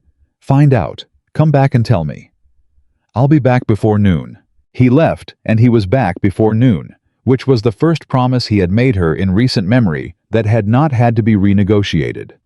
He found her in the sitting room with James and Hargreaves, because Hargreaves had apparently had the same instinct and had simply arrived at the house, which was the action of a man who understood what a newspaper piece like this actually meant, and had decided not to wait for an invitation. Nathaniel sat down and gave them what he had. 3 of the 7 merchants he had spoken to over the past weeks had already received inquiries from Caldwell's people. 2 of them had responded by distancing themselves, not dramatically, not with any public statement, but with the particular cooling of men who have decided that a contested project is not worth their political capital. The 3rd, a man named Samuel Webb, who had built his own shipping business from essentially nothing and had not arrived at Harbor Hall by accommodating powerful men who moved against legitimate commerce, had sent Caldwell's associate back with a message that Nathaniel would not repeat in its precise language, but which communicated a firm refusal. 5 remain, Elizabeth said. 5 remain, yes, Hargreaves confirmed. And the Port Authority vote stands. A newspaper piece cannot undo a vote. What it can do is create an atmosphere in which the survey process is impeded. The easement negotiations become hostile, and the Phase 2 funding becomes more difficult to secure. Elizabeth was thinking. He could see her thinking the slight inward quality of her focus the way she was looking at the problem and not the room. "Sterling needs to make a public statement," she said, "directly, about the proposal's origins, its financing, and the public benefit. Not defensive substantive, specific enough that the vague innuendo in the piece has nothing to attach itself to." "Sterling won't like making public statements," Hargreaves said. "Sterling won't like Caldwell winning more." She looked at Nathaniel. "Can you go to him today?" "I was going anyway. And the merchants who are wavering, I want to meet with them myself, not through intermediaries, directly." She looked at Hargreaves. "Will you arrange it?" "Elizabeth." Hargreaves began with the tone of a man about to say something about propriety. "Thomas." Her voice was quiet and absolutely firm. "I designed this project. I will defend it." A pause. "No one in that room will have better command of the facts than I do. That is not arrogance. That is an accurate assessment of the situation." Hargreaves looked at her for a moment. Then he looked at Nathaniel. "She's right," Nathaniel said. Hargreaves made a sound that was not quite a laugh, but was adjacent to the sound of a man who has spent 38 years in business, and occasionally encounters someone whose capability overrides his instinct to be cautious on their behalf. "I'll arrange the meetings," he said. Sterling's public statement appeared in the Boston Courier 3 days after the original piece, not as a letter to the editor, which would have had the flavor of defensiveness, but as a formal notice placed by Sterling Enterprises in the commercial announcements section, which was the section serious men read, and which carried the implicit authority of someone who has no interest in entertaining doubt. It was precise, thorough, and devastating in its specificity. It named the financial structure of the project in full. It identified the 3 members of the Port Authority Committee who had conducted independent due diligence before voting. It cited the efficiency projections by source. And in the final paragraph, it named Elizabeth Whitmore as the architect of the proposal's commercial analysis, describing her in terms that no reader of the Boston Courier could mistake for anything other than what they were: the description of a serious professional whose work had been serious enough to warrant Sterling's significant investment. Her name in print in the commercial section of the most read paper in Boston. Not as Nathaniel Whitmore's wife. As Elizabeth Whitmore, whose analysis had formed the foundation of the most significant harbor reform in 20 years. Nathaniel read it at the breakfast table and slid it across to her without comment. She read it. He watched her face. She looked up. He used my name. He did. I didn't ask him to do that. I know. He paused. I might have suggested it. She looked at him for a long moment. You might have suggested it. When I went to him Tuesday, I might have said that the greatest defense against the implication of shadowy origins is to be unambiguously specific about the actual origin. That the actual origin is you. That putting your name on it in print is not just accurate, but strategically sound. Elizabeth was quiet. I was right, he said. Not defensively, just factually. Wasn't I? You were right, she said. And there was something in her voice that he had been waiting for months to hear. Not gratitude, which he had been careful not to seek. Not approval, which he had consciously tried to function without requiring. Something more fundamental. Recognition. The recognition of a woman who has seen something clearly and is acknowledging what she has seen. She looked back at the paper. She looked at her name, which was sitting there in black ink on the most important commercial page in Boston, which was where it deserved to be, and where it would now remain, regardless of what Caldwell did next. Thank you, she said, quietly, directly, the way she said everything. You earned it, he said, years ago. Caldwell's response to the Sterling statement confirmed what Hargreaves had suspected from the beginning. The newspaper piece had been the full extent of the move. Without legal grounds for a challenge, without sufficient merchant support for a political campaign, and now facing a public record that was specific and documented and difficult to attack without revealing the self-interested motivation behind the attack. Caldwell and his consortium did what powerful men do when they have overplayed a weak hand. They went quiet, not graciously, not with any acknowledgement of defeat. They simply stopped, and in the Boston merchant community, where everyone understood exactly what stopping meant, the project's legitimacy was effectively established by the absence of further opposition. Elizabeth's meetings with the wavering merchants were conducted over the course of a week and a half. Nathaniel attended 2 of them, the ones where his specific relationships were useful, and at both meetings he sat to Elizabeth's left and said very little because very little from him was required. She walked into those rooms, and within 10 minutes, the men across the table were leaning forward, asking questions, recalibrating. She walked out of those rooms with the project intact. Walking out of the second meeting on a Thursday afternoon, she said to him, "You were very quiet in there. You didn't need me to be anything else." She glanced at him sideways. Most men would have found that difficult. Most men, he said, have not spent 4 months learning that the most useful thing I can do in any situation is correctly assess what is actually needed, and then do that, rather than what makes me feel important. She stopped walking. He turned to look at her. "Say that again," she said. He repeated it. She looked at him for a long moment with an expression that had the quality of someone finally hearing a combination of words they had been waiting a long time to hear spoken honestly by the right person. It was not a soft expression. It was not sentimentality. It was more like recognition.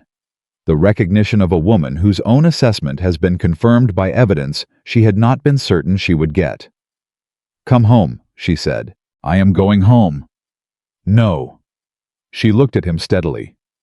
"I mean come home, Nathaniel, not just to the house." She held his gaze. "I am not saying that everything is resolved.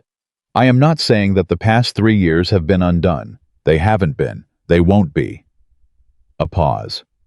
But I am saying that you are someone I want in my home. Not in the house. In my home. The street around them continued its ordinary life, indifferent and unhurried, while these two people stood in the middle of it and negotiated something that had cost them both more than either of them would ever fully articulate. "Yes," he said. "I want that too." She nodded. Then she began walking again, and he walked beside her, and when their hands brushed in the way that hands brush when two people are walking close together, neither of them pulled away. 2 weeks after that. Thursday, Nathaniel moved his belongings out of the separate room and back into the room that had been both of theirs for the first 2 years of their marriage before distance and habit had turned a shared space into two separate arrangements. He did not make a ceremony of it. He did not announce it to Mrs. Alderton, though Mrs. Alderton clearly already knew, because there was nothing in that house that Mrs. Alderton did not know, and her expression that morning had the particular quality of someone trying very hard not to express satisfaction. Elizabeth was at her writing desk when he finished.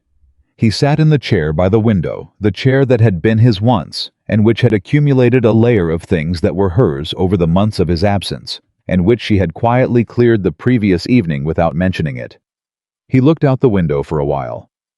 "The survey team starts on Monday," she said without turning from her desk. "I know, Hargreaves told me. If the geometry holds, and it will phase 2 construction gets organized in December for a March start." She paused.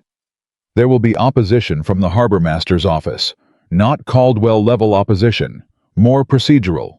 Delays on permits." "I have a contact in the permits office." "I know you do." A pause. "I might need him." "He's yours." Silence. The comfortable kind. The kind that belongs to two people in the same room who have stopped needing to fill the air between them with performance. After a while she said without particular emphasis, "I'm glad you're back in this room." He turned from the window. She was still at her desk, her back to him, her pen moving steadily. She did not turn around. "I am too," he said. She kept writing. He turned back to the window. Outside Boston went about its business, the harbor moving, the commerce turning. And inside this room, very quietly and without drama, a marriage was doing the slow and unglamorous and absolutely necessary work of becoming real. James in his basket in the corner slept through all of it, which was sensible because some things do not require witnesses. They require only the people who are in them paying attention doing the work. Nathaniel paid attention.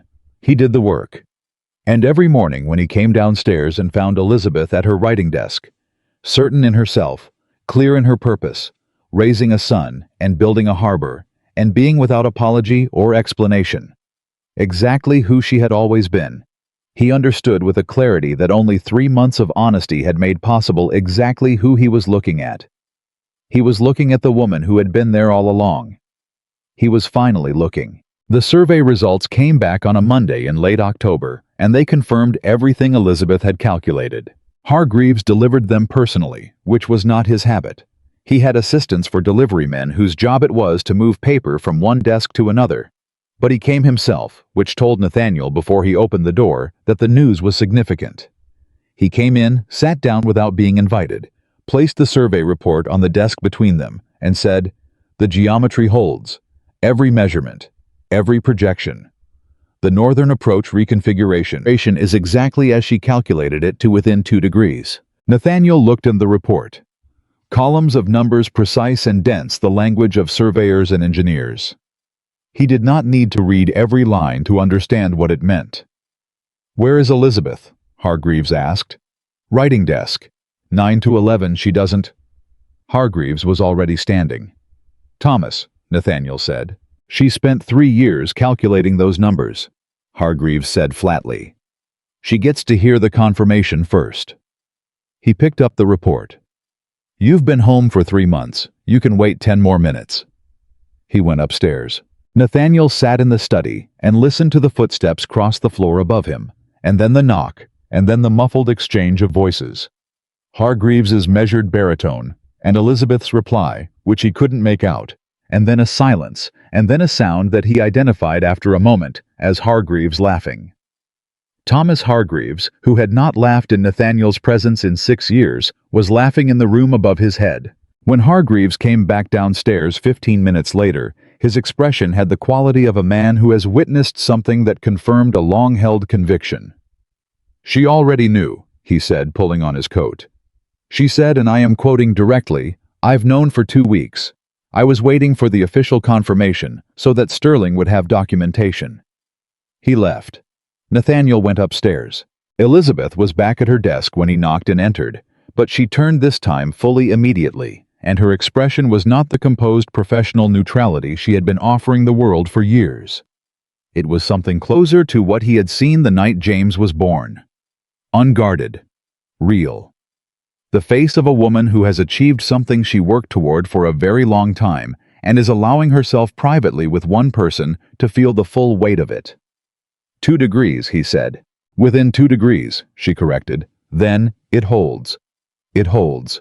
She turned back to her desk, but not to work, just to have something to do with her hands for a moment, which was such an uncharacteristically human gesture that it made his chest ache with recognition. Even Elizabeth, even with all her composure, needed a moment to put something this significant somewhere it would fit. "Construction starts in March," she said. "March. Sterling wants to hold a meeting with the construction contractors in December. He's asked if I would attend." She paused. "And present. Not just attend." He sat in the chair by the window, his chair now again, the chair that had been waiting for him to come back to it. "Of course you'll attend. I want you there too." She said it without looking at him with a casualness that he understood was not casual at all. Not for the leverage, not for the contacts. A pause. "Because it is the kind of thing, it is the kind of meeting that a husband attends with his wife when he is proud of what she has done." The words sat between them in the quiet of the morning room. "I am proud of what you've done," he said. "I have been for a long time. I simply failed to say it, and the failure to say it was its own kind of damage." She turned to look at him. "I will be there," he said. She held his gaze for a moment. Then she nodded and turned back to her desk, and he stayed in the chair by the window, and outside the harbor was moving, and the city was carrying on. And inside this room, 2 people were doing the ordinary, extraordinary work of learning to share a life. November moved through the house. The way November moves quickly, with the particular weight of a season changing from something to something else. James learned in his first weeks of life that the world contained several reliable things. His warmth, food, his mother's voice, and a man who appeared reliably at 2 in the morning when he made his dissatisfactions known. He did not know that man was performing a reckoning. He only knew that the man came. Nathaniel came. Margaret Whitmore, before she returned to Providence, sat with Elizabeth one last time in the sitting room and told her with the directness of a woman who has outlived the need for social cushioning. He was not always like this. He was this once, when he was young and hadn't yet decided that being important was more valuable than being real. She paused. "I am glad he found his way back to it." "He found his way back to it himself," Elizabeth said. "I didn't lead him." "No, you didn't." Margaret looked at her steadily. "That's what makes it mean something." She left for Providence on a Thursday pressing. Nathaniel's face between her hands in the entrance hall, in a gesture that was both maternal and completely unsentimental, and telling him quietly that he had done well, and that she expected him to continue doing well, and that if he failed to do so, she would hear about it, and she would have opinions. "Yes, ma'am," he said. She released his face. "Good." She picked up her traveling bag. "Write to me when the construction starts." She was gone before he could respond. He turned to find Elizabeth in the doorway of the sitting room watching. "She terrifies me slightly," he said. "She should," Elizabeth replied. "She's been watching you your entire life, and she has a very accurate picture." A beat. "She also adores you, which is why the terror is appropriate." It was, he realized, as he said it, the most natural exchange they had had. Not about the project, not about the past, not about the work of repair. Just the 2 of them talking easily the way people talk when they have stopped guarding every word, because they have decided that the other person is safe. He stood in the entrance hall for a moment after she went back inside, marking it. Not with ceremony, just marking it, noticing it. Because he had learned these past months that the small things were not small. They were the actual texture of a life, and he had spent years not noticing the texture of his own. The December meeting with Sterling's contractors was held in Sterling's offices on State Street in a room that was large enough for the 8 men involved and spare enough to communicate that the work at hand was the point. Sterling was at the head of the table. Elizabeth sat to his right, which was where she had been invited to sit, and which she occupied with the composure of someone who has been in rooms like this in her mind for years, and is simply now in one physically. Nathaniel sat to her left. The contractors were practical men builders and engineers and logistics specialists who cared about timelines and materials and the weight capacity of reconfigured dock approaches.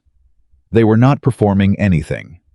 They were there to solve problems, and within the first 20 minutes, it became clear to everyone at the table that the person with the deepest command of both the problems and their solutions was the woman to Sterling's right. She fielded questions on the customs flow, redesign, the approach reconfiguration, the phasing of construction to minimize disruption to ongoing port operations, and a complication with a drainage easement on the north end that one of the contractors raised with the expectant look of a man who expects the issue to be taken away and resolved elsewhere. Elizabeth took it, identified the specific parcel, cited the correct ordinance from memory, and suggested a resolution that two of the engineers immediately began discussing with each other across the table because it was the correct answer, and they recognized it as such. Nathaniel watched all of this. He watched the men at the table recalibrate one by one over the course of the morning. The way attention shifts when a room realizes that the most useful person present is not who they initially assumed. He watched Sterling observe this recalibration with the satisfied expression of a man who had known it was coming and enjoyed being right about it. At one point, a contractor named Morse, a large, capable man who had been building things in Boston for 30 years and had the air of someone who had not needed to revise an assumption in at least 20 of them, addressed a question directly to Nathaniel about the northern approach grade. Nathaniel said, "That's Mrs. Whitmore's section. I'd ask her." Morse looked at him. Then he looked at Elizabeth. Then, with the recalibration of a man who is capable of updating, he turned fully to Elizabeth and asked his question. She answered it in 90 seconds clearly and completely. Morse nodded. He did not look at Nathaniel again on that topic. He looked at Elizabeth. And that precise, unremarkable shift of a contractor's attention was worth more in Nathaniel's accounting of the morning than anything else that happened in the room. When the meeting concluded and the contractors were filing out and Sterling was speaking to his logistics manager in the corner, Elizabeth sat for a moment collecting her notes. Nathaniel remained in his chair beside her. "Morse will be the best contractor on the project," she said without looking up. "He updated his assumption within 10 minutes. That's rare. You answered him before he'd finished the question. I knew where he was going." She straightened her papers. "I know this project, Nathaniel. Every measurement, every negotiation, every objection that was raised, and how it was resolved. I have been living inside it for 2 years." She looked up. "I always do that with things that matter to me." She was not only talking about the project. He knew that. She knew that he knew it. "I know," he said. She held his gaze for a moment. Then Sterling was approaching, and the moment moved forward into the next one, and the conversation became practical and forward-looking and professional. But the moment had been there. They both knew it had been there. The twist nobody saw coming arrived on the last Friday of December, and it did not come from Caldwell or the consortium or the Port Authority or any of the forces that had been arrayed against the harbor project since September. It came from a letter, and the letter came from Philadelphia, and the letter was addressed to Elizabeth. She read it at her desk on a Friday morning, and she was so still for so long that Mrs. Alderton, passing the door, stopped and looked in, and then came directly to find Nathaniel in the study. He went upstairs. Elizabeth was still at her desk. The letter was in her hand. She had not moved. "Elizabeth." She turned. Her face was, he couldn't read it. It had the quality of an expression that contains too many things at once for any single one to be legible. "Read it," she said and held it out.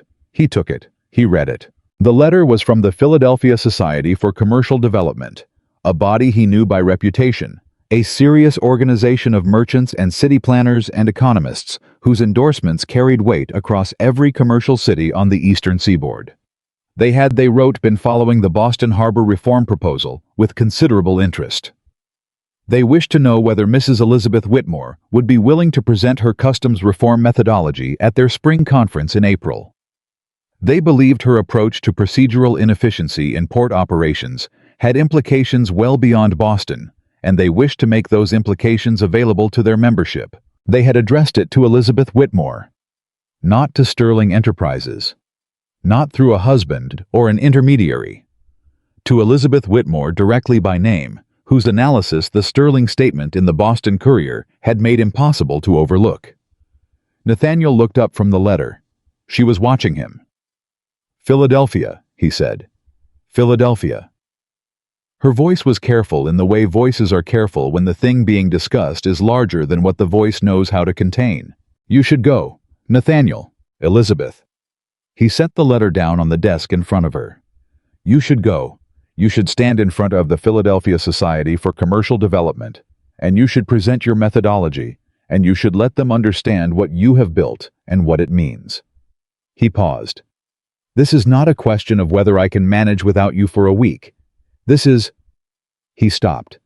He found the right words. "This is what was always supposed to happen. This is who you always were. You should go." She looked at him for a long time.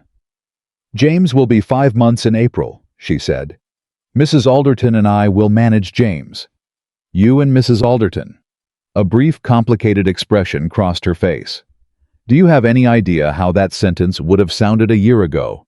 "Yes," he said. "I know exactly how it would have sounded." She looked at the letter. She looked at her own name on it, the name she had been building toward for years, the name that now carried in at least one very specific professional context, the weight it had always deserved to carry. "I'll write back Monday," she said. "Write back today." She looked at him. "Write back today," he repeated, "before you find a reason not to." Something shifted in her face. Something that had been held carefully for a very long time. With the precise tension of a woman who has learned to keep her hopes at a manageable altitude, because hopes that get too high have a longer way to fall. He watched that careful, managed thing ease slightly incrementally in the way that trust eases, not all at once, not dramatically, but in the way water finds its level.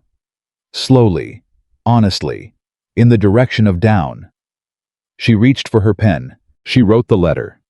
He sat in the chair by the window and did not leave because she had not asked him to, and because sitting in that chair while she worked was. He had come to understand one of the most honest things he did each day. It required nothing of him except to be present. It asked him to need no acknowledgement, to perform nothing, to simply be in the room with a woman who was doing her work, because her work mattered, because she mattered, because that was the actual basis of a shared life. He sat. She wrote. The final twist of the year was the one Nathaniel had not prepared for, and it arrived on a Sunday evening in the last week of December, after James had been settled for the night, and Mrs. Alderton had gone home, and the house had the particular quiet of a winter night when everything outside has slowed down and everything inside is the only warmth there is. Elizabeth came into the study, not with papers, not with a question about the project or a letter to discuss. She came in, and she stood in the doorway, and she said, "I want to tell you something." He put down what he was reading. He gave her his full attention, which was a practice he had so thoroughly internalized in the past 4 months that he did it without thinking. Which was, he understood the point. The things you do without thinking are the things you have actually become. "When I came to you in March 1814, she said, with the harbor plan." He waited. "I didn't just hope you would approve it." She was holding his gaze steadily, but there was something under the steadiness, something she was working to keep there. "I brought it to you because I needed you to see it and know that it was mine, that I was capable of it. Not because I needed your permission." A pause. "Because I needed you to know who I was." The words landed in the room, and he did not try to move past them, or resolve them, or make them easier. He let them be what they were. "I know who you are," he said. "You know now." "Yes, now." He did not deflect it. "I wasted years knowing. That is a true thing, and I will not explain it away." She was quiet for a moment. "I am not telling you this to revisit the wound," she said. "I am telling you because I have been thinking about what it means that you know now, that you have been for these past months genuinely trying to know." She paused. "It means that what we have now is built on something real, not on who we performed being in 1812, not on the version of this marriage that was convenient, on what is actually true about both of us." A pause. "I find that I value that more than I expected to." He stood up. She did not step back. "Elizabeth." He said her name the way he had learned to say it, not as punctuation, not as prelude, but as a thing that means something in itself. "I spent years building my name in this city. I spent years trying to construct something that would be remembered. And the most important thing I have ever done, the only thing I have done in recent memory that I am genuinely proud of, is spend 4 months paying attention to you." She looked at him. "You taught me that," he said. "Not by telling me, by being exactly who you are until I had no excuse left not to see it." For the first time in 4 months of careful, incremental, honest reconstruction. Elizabeth Whitmore's composure did not hold entirely, not in a dramatic collapse, not in tears or speeches or any of the grand gestures that stories tend toward. Just a breath released that was slightly longer and slightly less controlled than her usual breath, and her eyes, which were always so clear and so direct, went soft for a moment. One moment. Before they steadied again. But he saw it. And she knew he saw it. And neither of them made a production of it because they were not those people. And because this exact quality of honesty without performance, without theater, was the thing they were trying to build. She crossed the room and sat in the chair beside his, which was not the chair she usually sat in. She had her own chair at her own desk across the hall. She sat in the chair beside his and she said, "Tell me what you're reading," he told her. She listened. They talked about it, about the book, about the argument in it, about whether the author's understanding of maritime law was current enough to be useful or was working from dated precedent. They talked for an hour, and James slept upstairs, and the December night held still around the house, and somewhere in the harbor, the work of building something that would last was already quietly underway. The construction began in March, as projected, and by the following August, 1 year, almost exactly after a pregnant woman in a pale blue dress had walked into Harbor Hall on the arm of Jonathan Sterling and changed the architecture of her husband's understanding, the first phase of the Boston Harbor Reform Project was complete. The ceremony was not elaborate. Elizabeth had declined the suggestion of a formal dedication which had come from the Port Authority Committee on the grounds that the harbor was a working place, and working places are honored by being used, not by being speechified at. There was a gathering instead, practical, unshowy, of the merchants and contractors and port officials whose cooperation had made it possible. Sterling was there. Hargreaves was there with the expression of a man who had been correct about something for a long time and was allowing himself a measured satisfaction. Morse the contractor was there, and he shook Elizabeth's hand first before anyone else's, and told her the drainage easement solution had been elegantly simple and he intended to use it elsewhere. Nathaniel stood beside his wife, not in front of her, not behind her, beside her, which was a position he had arrived at through 4 months of honest work, and which he intended to occupy for the rest of his life. He watched Elizabeth speak to Sterling about Phase 2, the secondary dock reconfiguration, which would take another 18 months, and whose plans she had already substantially completed. He watched Hargreaves buttonhole a port official about the customs flow numbers, which had exceeded projection by 12% in the first quarter of operation. He watched his wife move through a room of serious men who had spent a year watching her work, and who now addressed her as what she was not, as Whitmore's wife, not as Sterling's associate, but as the person whose mind had built the thing they were all standing in the vicinity of. She turned to him once briefly in the middle of a conversation with 2 of the committee members, and she looked at him across the room with the specific look of a person checking that someone they love is still there. Not checking his performance, not checking his behavior, checking for him. He was there. He lifted his chin slightly, the small gesture of a man confirming his own presence, and she turned back to her conversation. Later, walking home. They walked home. The two of them. The way they had walked back from the Port Authority that first time in August. Except that there was no careful distance now. No mapping of territory. Just two people walking the same direction at the same pace. Close enough that their hands were adjacent, she said. Phase 2 will require a land negotiation on the eastern parcel. The owner has been resistant. I know Hargreaves has a contact. He does. But the contact responds better to direct approach than to intermediary. She paused. I was thinking I might go myself. I'll come with you if you want. I know you will. A pause. I might want. They walked. James was at home with Mrs. Alderton. The harbor was behind them. The city of Boston moved around them with the steady, purposeful energy of a place that had been for the past year, operating 12% more efficiently than it had been the year before, though very few people in it understood why or thought to ask. Elizabeth would have been able to tell them. She knew where every percent came from. She knew the name of every decision and the date of every negotiation and the calculation behind every number. She had built it from nothing, from the certainty of her own mind and the discipline of her own work and the refusal through years of being unseen to stop believing that what she saw was worth the effort of seeing it clearly. She had built something that would outlast the people who had tried to stop it. She had built something that would serve a city for generations. She had built it while being invisible, and she had kept building it after she chose to be seen, and the difference between those two periods was not the work.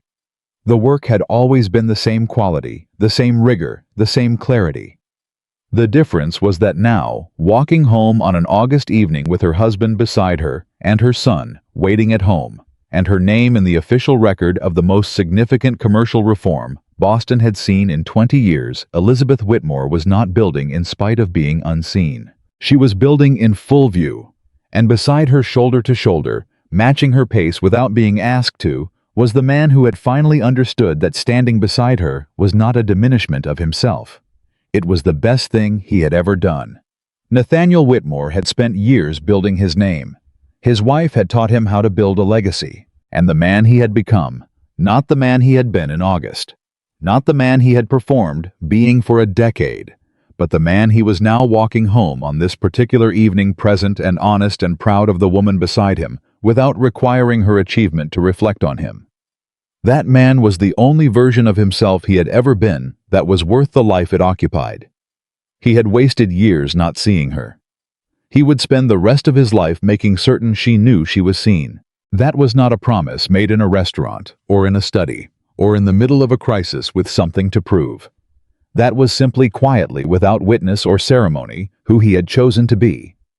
And Elizabeth Whitmore, who had always known exactly what she was worth, who had waited, not because she had no choice, but because she had determined that the truth was worth waiting for, walked beside him and knew it. That was enough.